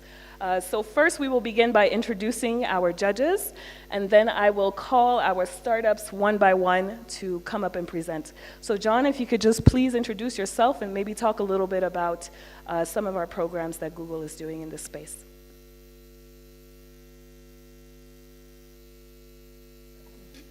Thank you. Good evening, everyone. My name is John Kimani. I am part of a team at Google that works with developers and tech founders and startups who are building on Google's technologies. We've been running a number of initiatives in the region across Africa for the last 8 years or so, supporting tech founders with the goal of growing tech entrepreneurship in the region. The first of which is an Africa-wide accelerator program, which we have been running for 6 years now. We're now on the 8th class, and we've built a community of over 500 startups who are building with us. The second initiative is something we call the Black Founders Fund. This is an initiative that is very closely tied to a challenge that a lot of African founders face, which is access to capital. And so over the last 3 years, we have deployed close to $10 million to over 100 companies from across the region who are building innovative tech startups. The funding from this fund is non-dilutive. It's what you'd call a grant-based funding, and the goal there is to accelerate some of the solutions that these companies are working on. And finally, a few years ago as well, the company announced an Africa-wide investment fund known as the Africa Investment Fund, which is a $50 million fund that is looking at investing in growth stage companies. To date, we have 3 investments, one in gaming, in a company known as Safe Border as well from Uganda, and closer home here in Kenya in a company known as Lorry Systems, which is a logistics startup.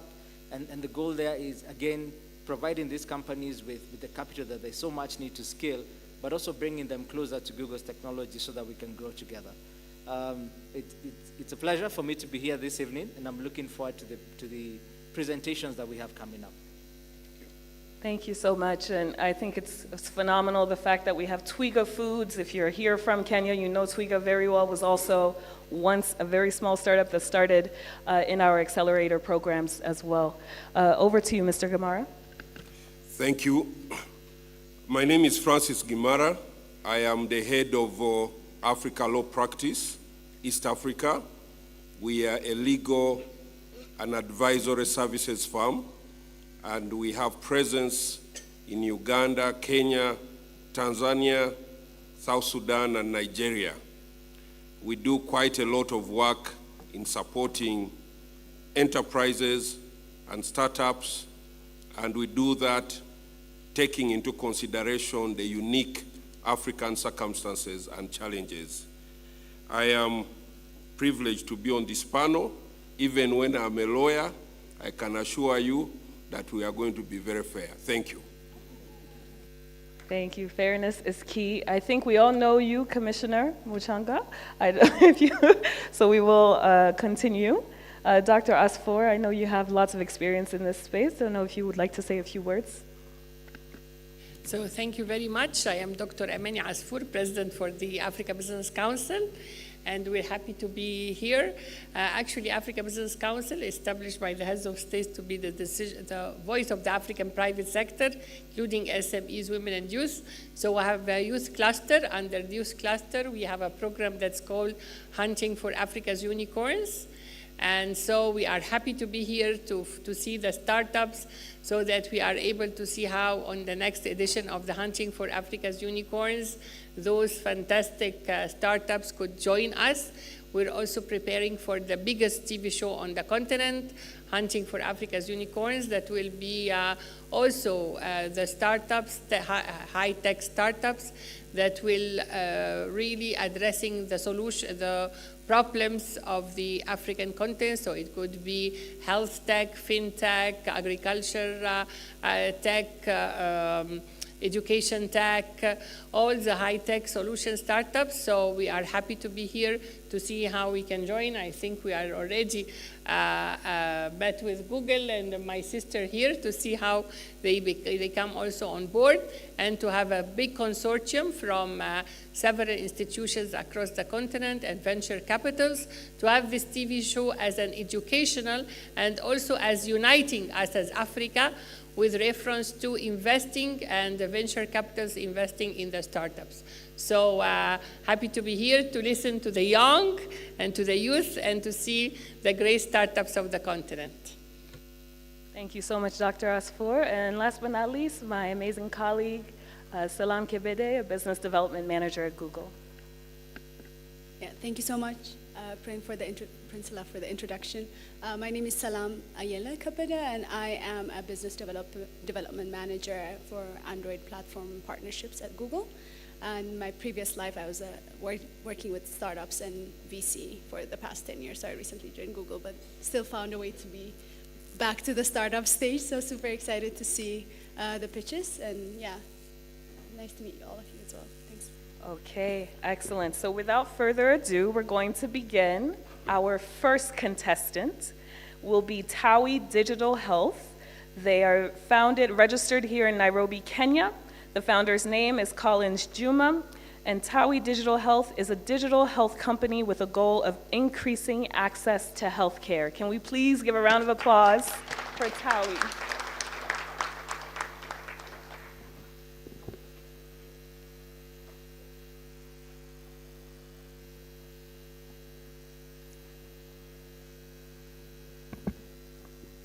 Can we load the presentation? Thank you. My name is Collins Juma, and I will be presenting TAWI. Did you know that every year, 41 million people die of heart attacks, stroke, cancer, diabetes, and chronic respiratory diseases? The current global pandemic has unveiled various flaws in our healthcare ecosystem. One such story is of Maria. Maria is suffering from diabetes and respiratory disease, and she's currently frustrated of having to commute 4-hour commute to and from the hospital. She's experiencing a lot of challenges with regards to noting down all of her sugar level on a tattered notebook every single day she wakes up. And Maria is frustrated of having to take repetitive tests due to the loss of her medical records. What if Maria could be able to access and seek healthcare services without having to travel to the hospital? What if Maria will be able to access all this healthcare remotely and be connected to the doctor? And that's why we believe that TAWI Health is a solution.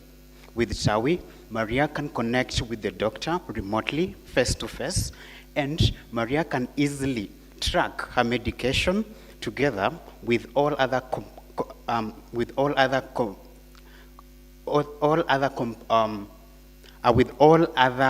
complications related to her illnesses. Maria can still get insight and have a better healthcare offered unto her. With the platform, Maria can still order medicine and get delivered at her place at a lesser fee as to what she would have spent while traveling to different hospitals and nearby pharmacy stores. Maria and her doctor can access the medical records within the platform, which are secured. And with this, Maria owns her records. She can grant access or deny access to those particular information. So we achieve this through the platform where Maria can book appointments onto the platform, and she can still place consultations.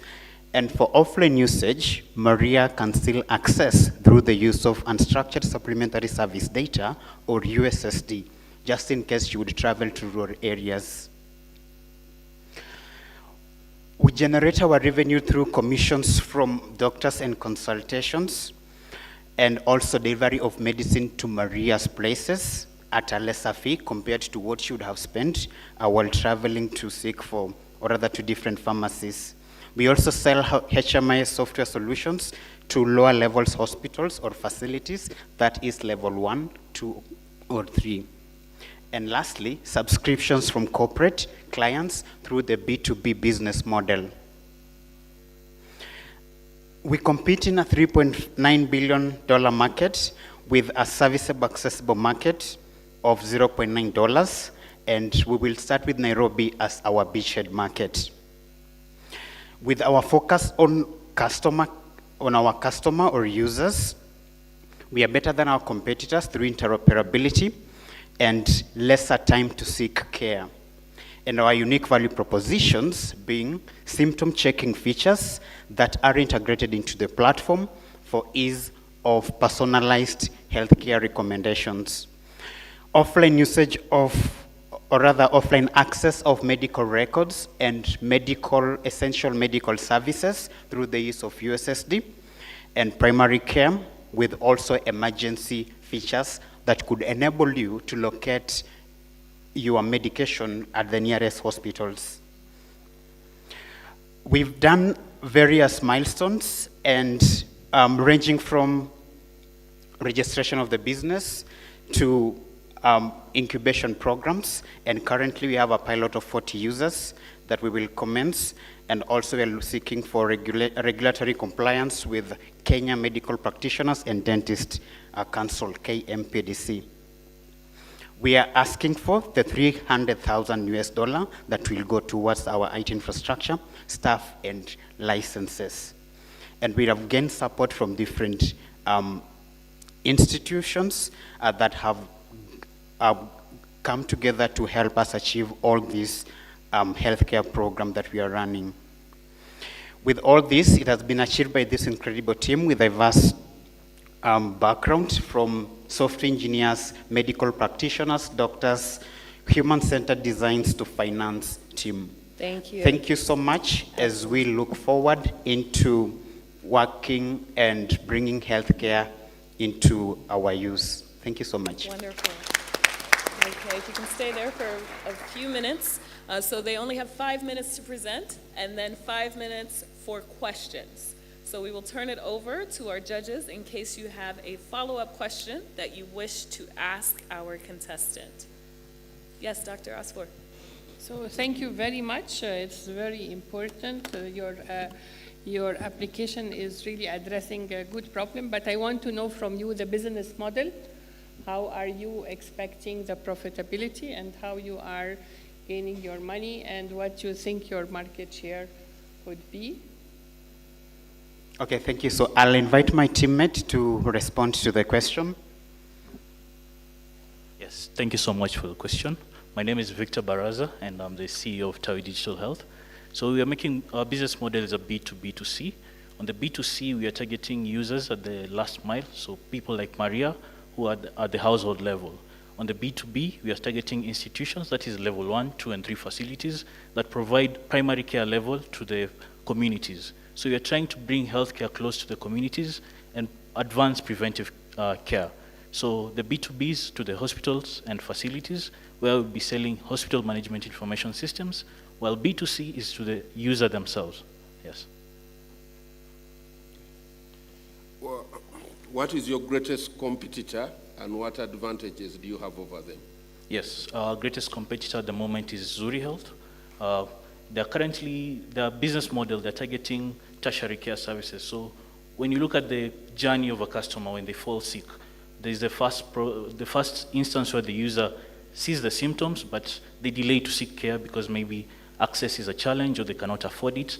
But when the illness gets worse, it's when they go to the tertiary care level. Let's say a case of diabetes, where you have to go for insulin injections and maybe admission into hospitals. So Zuri Health is working at the tertiary care level where the illnesses has worsened. For us, 𝗨𝗡𝗑 Digital Health, we want to reduce the cost to healthcare by targeting people at the last mile. So our unique selling proposition is targeting people at the lower level and adopting preventive care measures.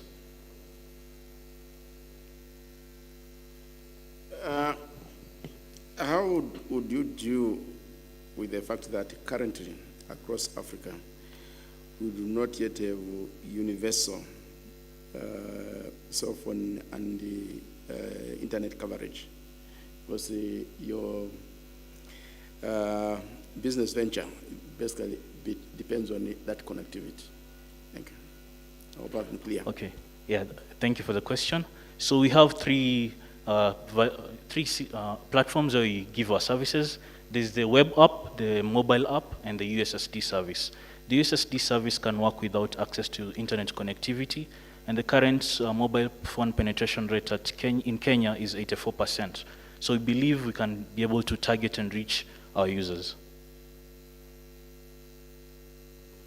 You said interoperability is your biggest competitive advantage. Yes. But then that also means you have to have the end-to-end supply chain from the medicine to ensure cheaper prices and then the delivery, which is a completely different business than what, the telehealth business, right? So how do you plan to integrate that? Because there are no other providers that would give you that end solution. Yeah, thank you so much. So how we integrate interoperability is having public access APIs.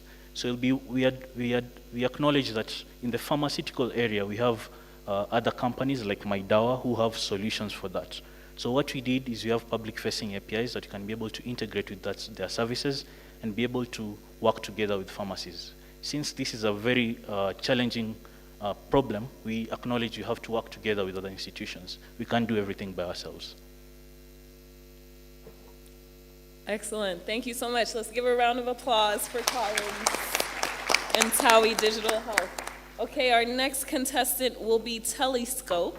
Telescope is a company that is registered in Addis Ababa, Ethiopia. The founder's name, who is here with us today, is Milana Haile. Telescope is an intelligent business and research platform focused on African growth markets. She flew in about 1 hour ago to come and be present for this. So let's please give her a warm round of applause.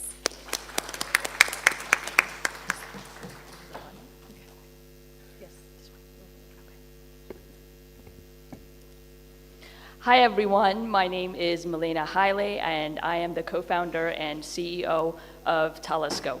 So a few years ago, I worked at a private foundation where we were looking to allocate essentially millions of dollars to support private companies in Africa as well as private sector growth. And so my job was to collect company data and industry information and spend a lot of time speaking to investors and policymakers, as well as company owners. And what I realized through this process was that opportunities in Africa were being overlooked due to the lack of awareness, unsubstantiated risk perception, and bias. And the flow of capital actually reflects this. Can we load the presentation to the slides, please?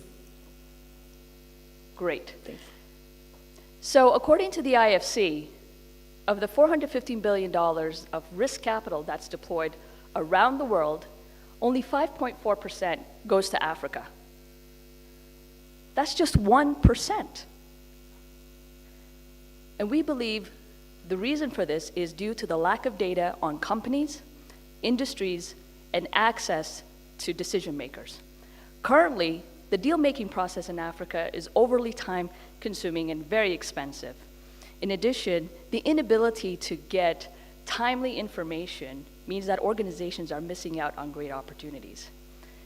Furthermore, the traditional approach of flying to different countries and conducting multiple on-site due diligence trips or sourcing does not reflect today's remote work reality. Our solution is an AI-based business intelligence and relationship management platform, which makes it easy for global corporates to find relevant African companies, access decision makers and cultivate relationships, and immediately access industry information to support their decision-making process. At the same time, African companies can tap into growth resources, whether it's an investor, a potential partner, or a client to expand their business. The time for 𝗨𝗏𝗧𝗛 is now. According to a recent Deloitte report, global investors, or at least over 50% of corporates and investors that were surveyed, said they're planning to increase the use of digital services and platforms in their deal-making process. About 70% said they're planning to increase their deal-making activities in international markets due to accessible technology. Based on the market spend, or the average spend, by global executives on business intelligence tools and productivity tools, this is a rapidly growing $44 billion market. Of that, 68% is actually on intelligence tools to gather data, insights, and to support their decision-making process. We plan to capture $2 billion of that, which equates to 5%. Our traction and milestones to date is based on a partnership with the government of Ethiopia, which has allowed us to launch the 𝗨𝗏𝗧𝗛 Investment Data Series and currently has 20% activation rate. We've grown our community of company owners and policymakers to 2,000. And I'm very excited by the fact that our work is being recognized by the African FinTech Summit and recently got accepted into the NVIDIA Inception program for AI companies around the world.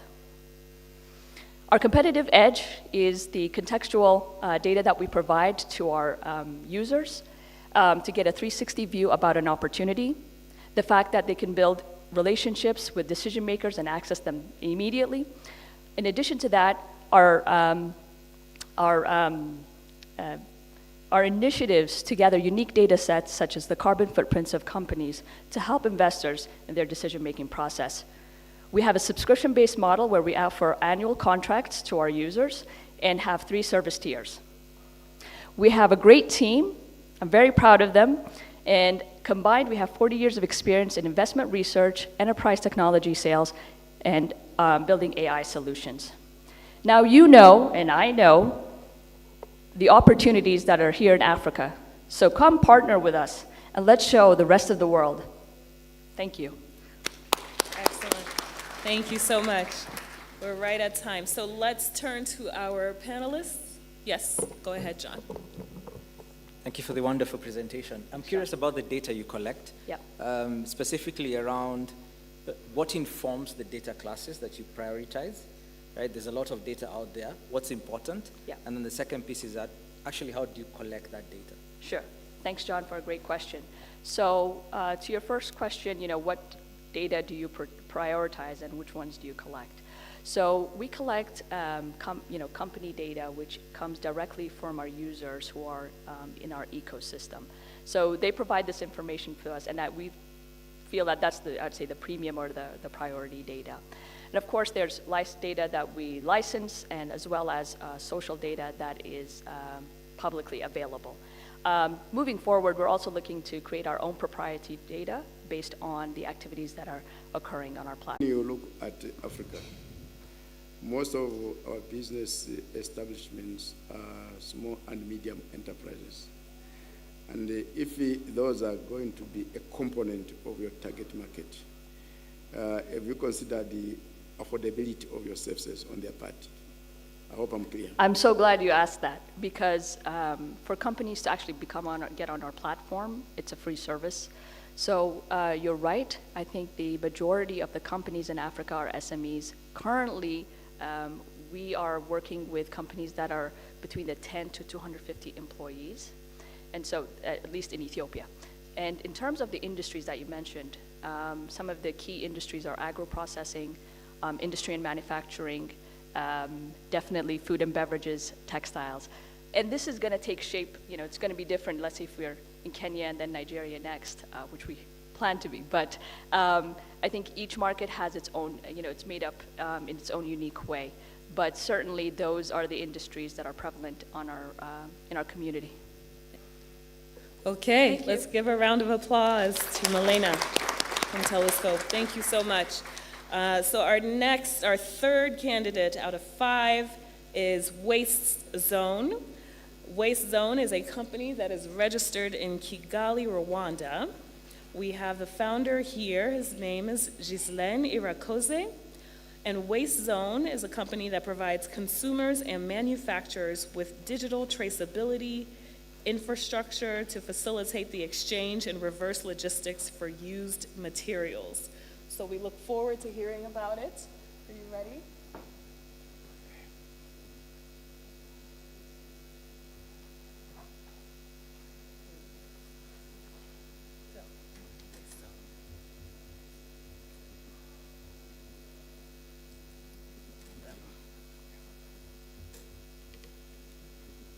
Your time starts now. Yeah, thank you. Hi everyone, I'm𝗭𝟰🰡 founder and CEO of Waste Zone. In that Waste Zone, we are pioneering material traceability infrastructure.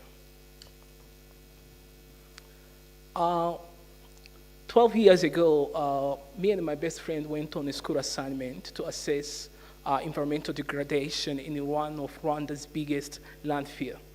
While assessing or doing such assignment, a heap of garbage fell on my best friend, and he was hospitalized for almost 2 months. So this challenge or this incident triggered inspiration to launch a sustainable solution that could facilitate the take-back of electronic waste materials, especially on refurbishment, as well as facilitating communities to access low-cost devices. So while electronic waste could be a challenge, there are multiple opportunities that could be created if we are to create traceability solutions. So for instance, we can be able to digitize over 300 million of Africans who are digitally excluded because they can't access affordable brand new devices. We can also facilitate manufacturing, obtain over 40 million of raw materials in form of secondary raw materials, allowing them to sustainably satisfy their production needs. So at Waste Zone, we are pioneering a solution powered by AI to facilitate high-income households and institutions to transact or pose their electronic waste materials, where we take them and refurbish them and access them to low-income communities at low cost, and also for materials that are obsolete, sell them to manufacturers at affordable price. So with our solution, consumers are able to access low-cost devices, especially which are vetted by our technician, and manufacturers can unlock quality vetted secondary raw materials in form of copper and other precious minerals they need for their manufacturing needs. We are active in the refurbished market where there is a total addressable market in Africa of 5.3 billion, and we are targeting to have a 41% market share by 2030, and we are planning to utilize our innovative mineralogical laser scan technology as well as community-based distribution strategy as techniques or strategy that we could use to achieve that market share by 2030. As a go-to-market strategy, we utilize a community of sales agents who are active in their communities just to distribute or onboard end users and access them those low-cost devices through our platform, because a majority of those users are digitally excluded and they can be online. And the other fact is that we use social media ads to target those high-income households and institutions who are source of those electronic waste materials. So far, we have been able to refurbish over 460 tons, as well as empowered 3,000 households, consumers who initially joined digitalization. And by doing that, we mitigated over 12,000 tons of carbon emissions. So in the next 2 years, we're looking forward to expanding to Kenya, Tanzania, Nigeria, also repurposing over 10,000 tons of e-waste. So introducing the Weston team. So hearing from different backgrounds, we are a team of 16 people, and we have domain expertise in material science, software engineering, as well as business management. So ladies and gentlemen, to create a win-win future, we need everyone on board, and Weston is pioneering a traceability infrastructure that could allow us create a sustainable production and consumption system. Join us to create a waste-free world. Thank you. I put up on the screen. Okay. But I want you to be very particular. What is your target market share, and how do you intend to go about in achieving it?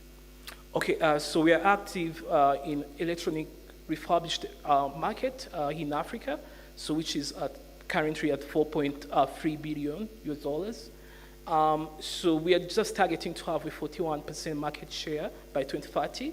And one of the strategies we are trying to use is providing quality vetted electronic products.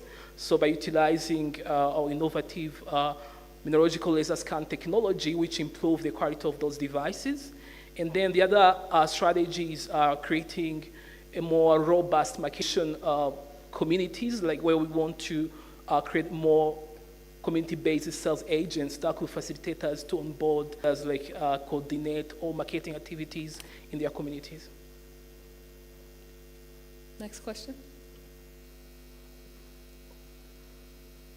I can go. What makes the solution very innovative? Like if another refurb company comes tomorrow, what makes you stand out? What are you owning? Is there any IP involved, or is it the collection system that you put in place? Can you tell us a bit more about that? Yeah, thank you. So what makes our solution more innovative is the technology that we use to refurbish the device.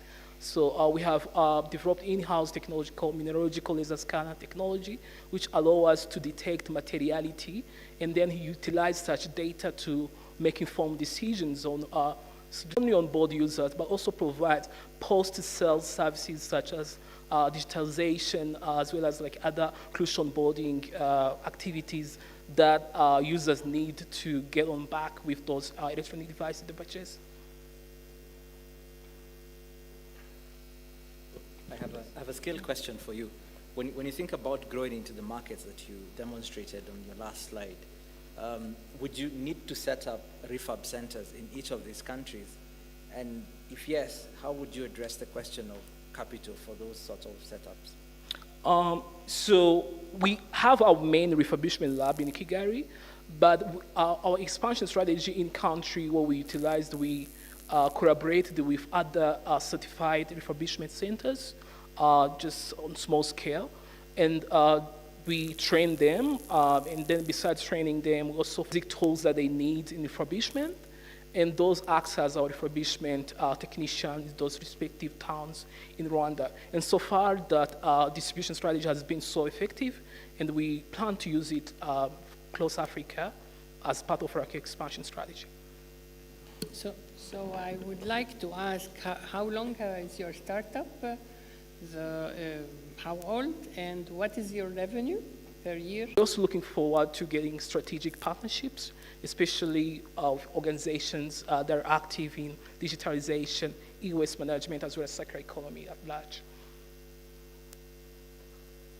Excellent. Can we please give a round of applause for Waste Zone? Thank you so much. Our fourth contestant is 𝗨𝗏𝗧. So while 𝗨𝗨𝗧 gets ready, I will recap some of the ones we've seen already. But 𝗨𝗏𝗧 is a company that is registered in Nairobi, Kenya. We have Kibe and Ebi Gatamu, who are here to present on behalf of 𝗨𝗏𝗧. 𝗨𝗏𝗧 connects informal lenders in Africa with affordable and reliable debt financing for their loan book. So far we have seen TOWI Digital Health that lent to, and then we've also built a model to score them themselves as a business model, as a lending business model. So we've custom built a model that's able to assess their loan book and assess each and every loan that they have out, how is it being repaid, and all that feeds into the model. What is their collection strategy, what is their target segment, and all of those inputs go into the model to help understand them. Okay, thank you. Let's give a round of applause, please. Wonderful. And now we are at our final candidate, AI Care. AI Care is a company registered in Kenya. We have Arthur, who is with us to present the company, and its focus is on increasing insurance coverage through data-driven insurance products. So while they're pulling up that presentation, just want to recall we are judging based on, is there a clear problem, market size, what is the traction, how innovative is this business idea, what is the competitive landscape that they're operating in, and is there a compelling pitch that they are delivering to us that makes us want to support. So in terms of the prizes, I didn't even talk about that. We have some Google gift bags here that have lots of goodies for our founders here today. We will have a certificate coming from the African Union Commissioner. We will also be offering mentoring from our Google startup team that will be providing support and credits to Google's products that will enable them to access some of our resources as well to support the scaling up of their businesses for the top 3 winners. So I want to remind our judges to please add a number to the scoring for the participants between 1 and 5. Y'all ready? Yep. All right, let's go to AI Care. Over to you. Good evening. My name is Arthur Mulwa, CEO and co-founder of iCare. So as mentioned, our goal is to increase the insurance coverage through data-driven insurance products. Now, when we started, we looked at the insurance sector as a whole, and one of the interesting things we found out was that motor insurance, being the largest premium earner for companies here in Kenya, was a loss-making enterprise. More than 80% of insurers were losing money doing this business. And then when we started talking to customers, we realized they're also facing a problem. They find insurance extremely expensive, and particularly for low-mileage drivers, they're not seeing value in the product being offered. So we had this two-sided problem that we thought we could tackle. We looked at global models and found that this problem has already been solved in the West, so why hasn't it been solved here? Well, things like cost came into play, ability of local technology providers to be able to satisfy the requirements of those systems. And given all of this, we had our marching orders to go and try and build our solution. We gathered more than 2 million kilometers of driving data in Kenyan roads, and this is what 2 million kilometers of driving data looks like condensed. But the key insight that we got here was that lower mileage drivers are extremely safe. So as a market segment, that was the right place for us to start. Generally, insurers have commoditized the product such that it's a one-size-fits-all product. Our approach was to say, no, we have to address each individual customer segment and give them something that they find valuable. Our first product, targeting those low-mileage drivers, is currently in the market, and we created a fully digital journey to also lower the administrative costs to make it more efficient for the insurer. In terms of our team that executed on this, I'm the CEO. My co-founder was working on his PhD thesis in spatial artificial intelligence, and so right person to build the technology. Our CMO has over 20 years experience commercializing technology, so all the techie speak was taken out, and it's something that now everyone else can understand. And our lead engineer has been working in the insurance sector for a while, so knew how to integrate with insurance systems. In terms of the overall market size, there's more than 45 million cars in Africa, which we estimate to make the motor insurance market a $20 billion one. Kenyan market is at $500 million, growing at 10% a year. And if you include all the adjacent markets, it becomes north of $2 billion. So the product is very easy on the eye, drive less, pay less. In fact, our ask could be the Kenyan contingent here. If your cars are not insured yet, reach out to me. I'll be right here right after. In terms of the traction, we already have one insurance partner with whom we're live in Kenya. We're about to go live with one of the biggest insurers in Kenya, and simultaneously also working to launch the product in Ghana. We have a plug-and-play solution that if any insurer came on board, within 100 days, we could go live with them. We also have commercial partnerships with Toyota, who are both our investor and a big partner of ours.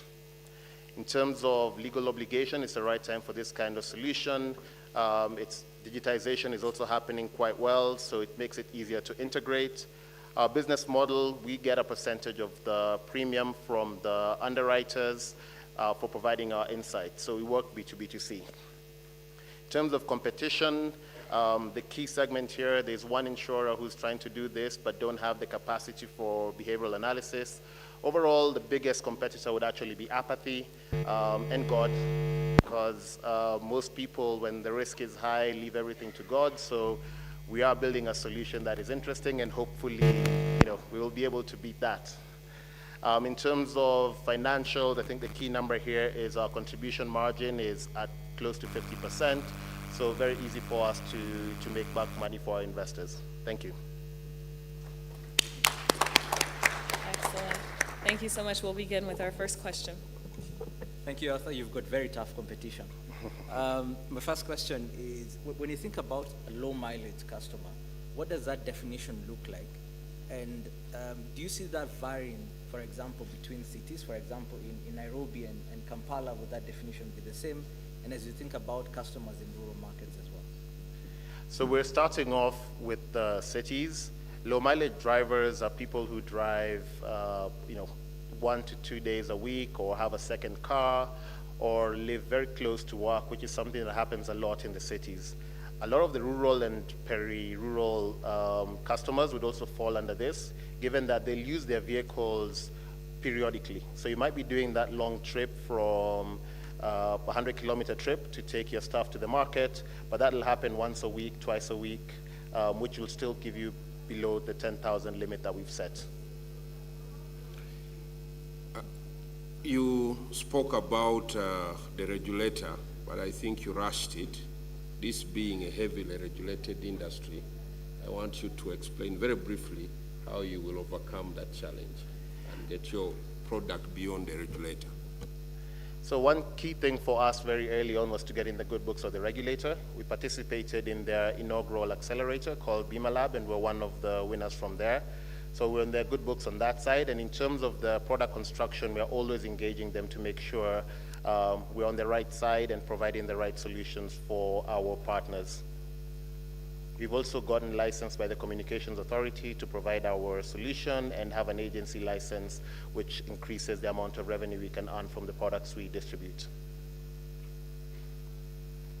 In some countries, you find that a lot of motorists do not do comprehensive insurance to save money. Instead, they go to third-party insurance, which is relatively cheap. Have you factored this, and how does that impact on your business model? Yes, particularly at a time like now, we've seen a lot of customers switch to third-party insurance, and that's because they don't feel like they're getting the right kind of value from the insurers. So for us, we're looking at the customers, looking at their specific needs, and what we've seen is if you provide the right kind of value, customers are willing to pay for it. And if you segment and identify what each customer segment wants, you'd be able to convert people from third party to the products that we develop. Any last questions from the judges? Okay, thank you so much for AI Care. Let's give it up. Wonderful. So those were our 5 contestants. Can we give a round of applause for all 5 competitors? Thank you so much. So what we're going to do is tally up the results here. While we do that, I will ask the judges to write a total number for each contestant and then look at the final results. While we do that, I would like to open up the floor for feedback from you all while you were watching this competition. If you have some words of encouragement or questions that you would like to ask, just over the next 5 minutes for them to hear from you, what you thought, what the solutions that they're offering to address some of the problems in their communities. We welcome your feedback. Is there anyone on the floor who would like to say something? All right, we'll start with you. Can we have a microphone? He's coming. Thank you so much. He was right over here. Is there another question we can prepare? Okay, we'll come to this side afterwards. He's right here. You just passed him right there. You passed him. Oh, okay. Yeah, good evening. My name is Patrick Obath, and I sit on quite a few boards in Kenya, and I'm also involved in the private sector in terms of business advocacy. Great presentations, and in fact, all I'd like to say is that 2 of them have got potential business from the companies that sit on the boards. So straight after this, I'll look to for you to share the cards. It's a great pitch, and I like the process, and I think all of them have done very well. It just happens that I'm interested in 2 instead of 5, but all 5 of them have done an extremely good job. Thank you. Very positive feedback. Thank you so much for that. We'll pass it over to the left. There we go. Right there. No, sorry, to your right. Right on the same side. There we go. No, right here in the black. Yes, thank you. Hello, I'm Derek.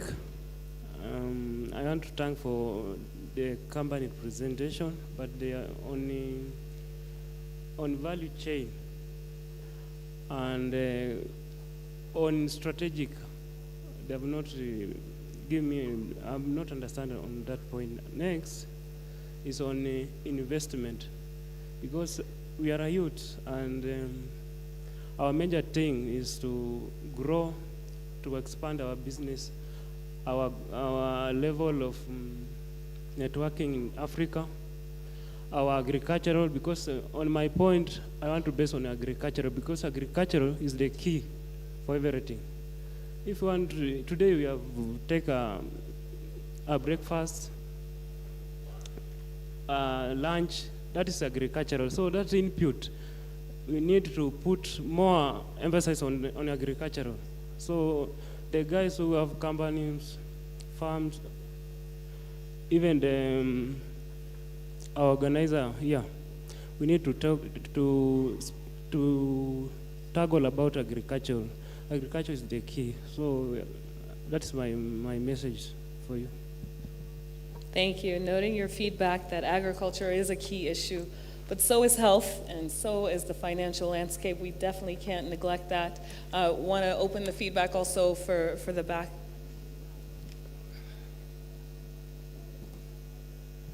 Mine is to congratulate the organizers, of particularly on those wonderful presentations I've received as of now. One is that on the issues of a new paradigm shift, on digital paradigm shift. To me, I see we have got mentors in the house. We've got people who are going to inspire others who are still outside there. Young people who can also find mechanisms of embracing the digital technology. From now, even even from agriculture. It's from here that I see that it's time even digital infrastructure is mandatory.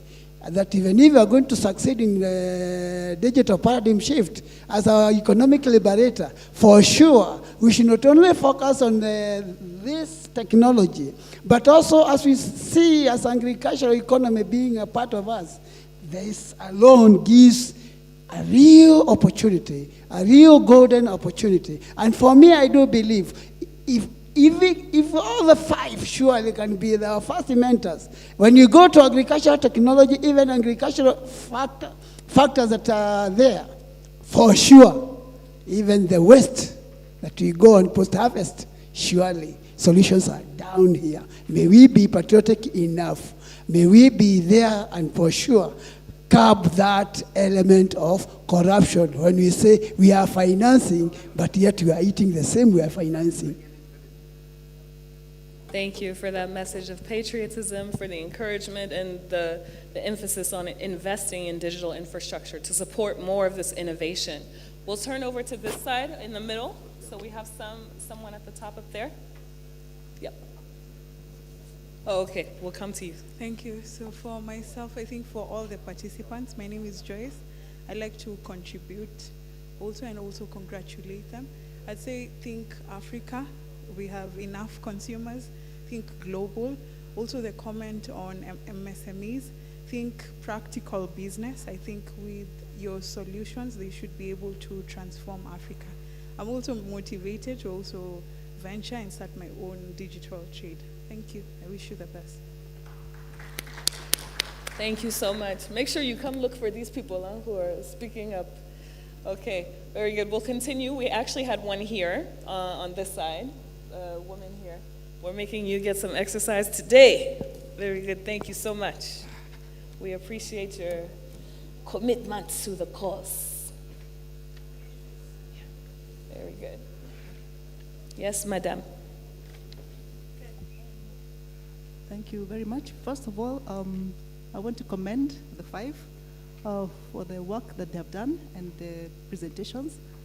I think what I can see is a lot of investment in coming up with this pitch. They've done a lot of homework, if I can call it, the numbers, the ideas, and the problems are really addressing real life challenges, from the health to the environment to financial to to environmental. I think they've really given us a lot of hope that the future is good. Our young people are thinking in the right direction, and they're very, very inspired. So I wanted to just extend an invitation to any of them, because I can see technology is featuring a lot in their solutions. As I mentioned, I am representing the Institution of Engineers of Kenya. So we have a lot of technology that we try to support. We do a lot of mentorship. We have a lot of mentorship programs and activities. I would like to invite them to consider attending the second Future Leader Summit, which will be part of our conference that we're going to have in November, November 14th to 17th. It is actually the 30th international, the 30th IEK International Conference, where we shall have all the engineers from Africa and the region converging in Mombasa, and we shall also have civil engineers from across the globe also coming in. So you're going to have a lot of senior engineers who can also provide mentorship. And on that first day, on 14th of November, we shall have a special event for the future leaders. These are the young engineers coming up. So if you can talk to, I'll look for one of you or two of you, I think some of you. Actually, what you're producing here can actually be showcased in that particular summit. Thank you so much. We appreciate the invitation to be featured in the summit. And thank you for your representation of the engineers of Kenya. So we will definitely have some follow-up. There was some opportunity for mentorship here. So I hope you are spotting these people and then following up. They're right here, right above you. We will go now to this side of the room. Okay, go ahead, sir. In the blue. Thank you so much. My name is Peter. I'm from Makueni County, one of the young people around doing a lot of work around innovation. My question is one, and maybe this to the panelists, or more specific to the young people in the room. What is the role of the green conversation?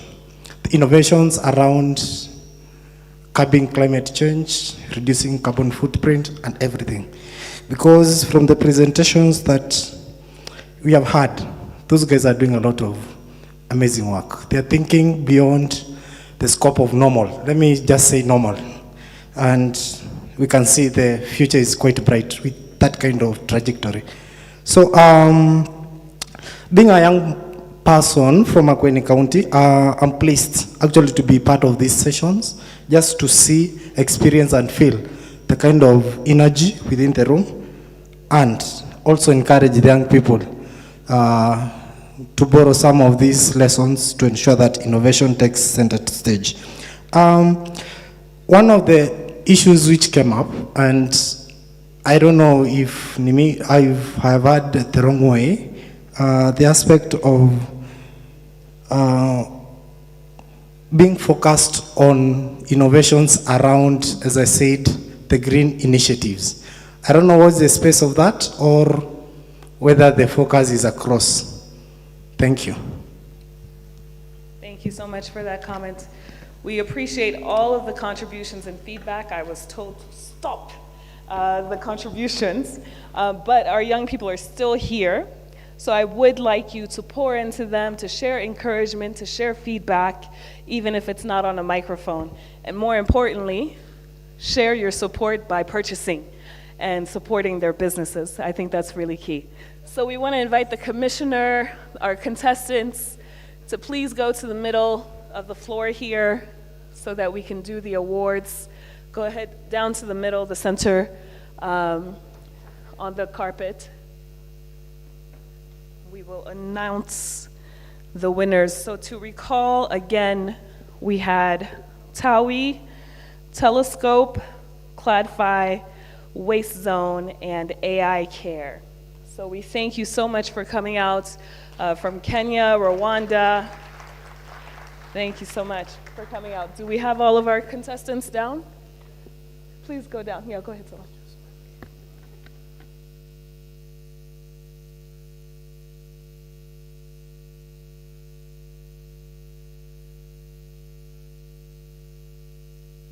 And if we can also ask the Director General to come down to the carpet. Okay, excellent. He's already there, perfect. Okay, wonderful. So all of the participants are winners, right? We believe that. So let's give it up for all of the contestants. They are all winners. So first, let's give out the certificates for each of them. We will give to TOWIE. TOWIE, where's our representative? Yes, thank you so much for coming. Please go get your certificate here.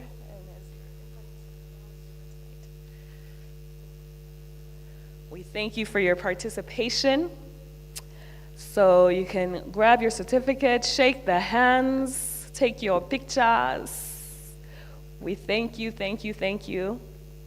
It's really encouraging to see our young people solving these problems, yes? I don't know what you were doing when you were young, but when I was, I don't know, I was not doing this. So we thank you, okay.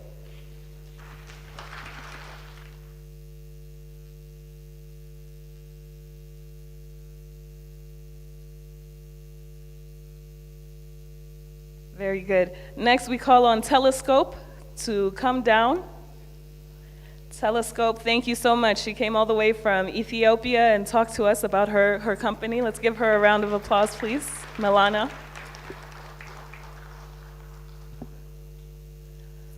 We appreciate you. Her company was focused on the intelligent business and research platform, focused on African growth markets. That was phenomenal. Okay, and then we had 𝗏𝗏. 𝗏𝗏, yes, thank you so much. A Kenyan company that connects informal lenders in Africa with affordable and reliable debt financing. Let's give it up for them as well. Thank you so much. We love our Kenyan companies too. And then we had, we had Waste Zone. If you remember, Waste Zone was our Rwandan company. Rwanda, the Waste Zone provides consumers and manufacturers with digital traceability infrastructure to facilitate the exchange and reverse logistics for used materials. Please go on down, Ghislaine. Thank you so much for coming. We appreciate your participation. Go ahead down.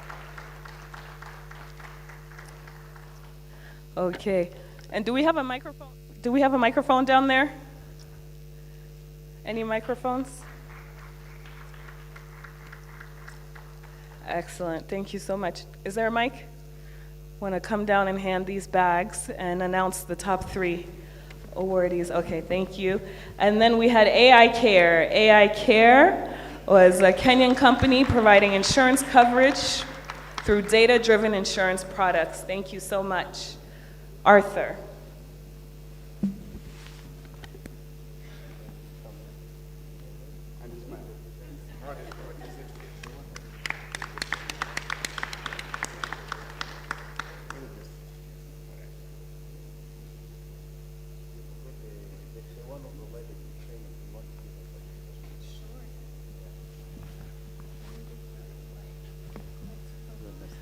Okay, thank you so much. We want to thank again Jennifer for providing the training and remind you about our Google Hustle Academy. Can we give it up again? Okay.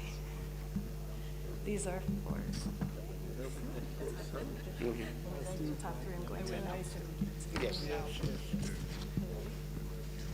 Okay, excellent. So I'm nervous and I'm not even competing. I'm like, oh my gosh. Okay, our first place winner is AI Care. Let's give it up for AI Care. Thank you so much. Get a gift prize, mentoring from Google and Google credits. Thank you, that was an excellent presentation and excellent service. Wonderful. Very good. Second place is Telescope. Telescope. Wonderful, from Ethiopia. We love our women. Women founders also out here doing it big. Congratulations. And our third place was KladFi. KladFi. Wonderful. We appreciate you. Thank you so much. So all top 3 winners are receiving these gift bags, mentoring from Google, access to Google credits, and support for your startups. We want to accompany you in your journey. We thank you so much for coming out. Can we give a round of applause for all? Okay, this concludes our session. We thank you for your support and your participation. And I believe there is a fashion show that is after this that I have been told to invite you to. So please go to the fashion show after this. Let's do a photo. Yeah, come. Let's have another photo. Okay. What's my name? They start up. Okay.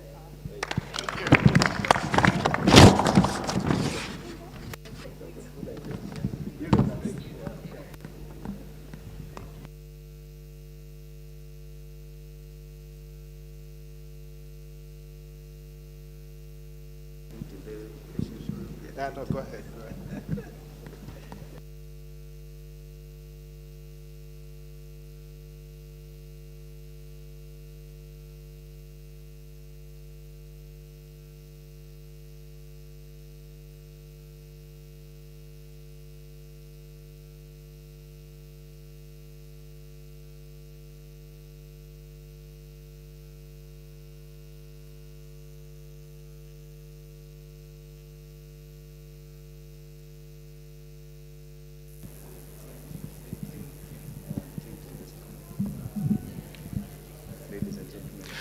Ladies and gentlemen, the fashion show will be held in the Tintin restaurant.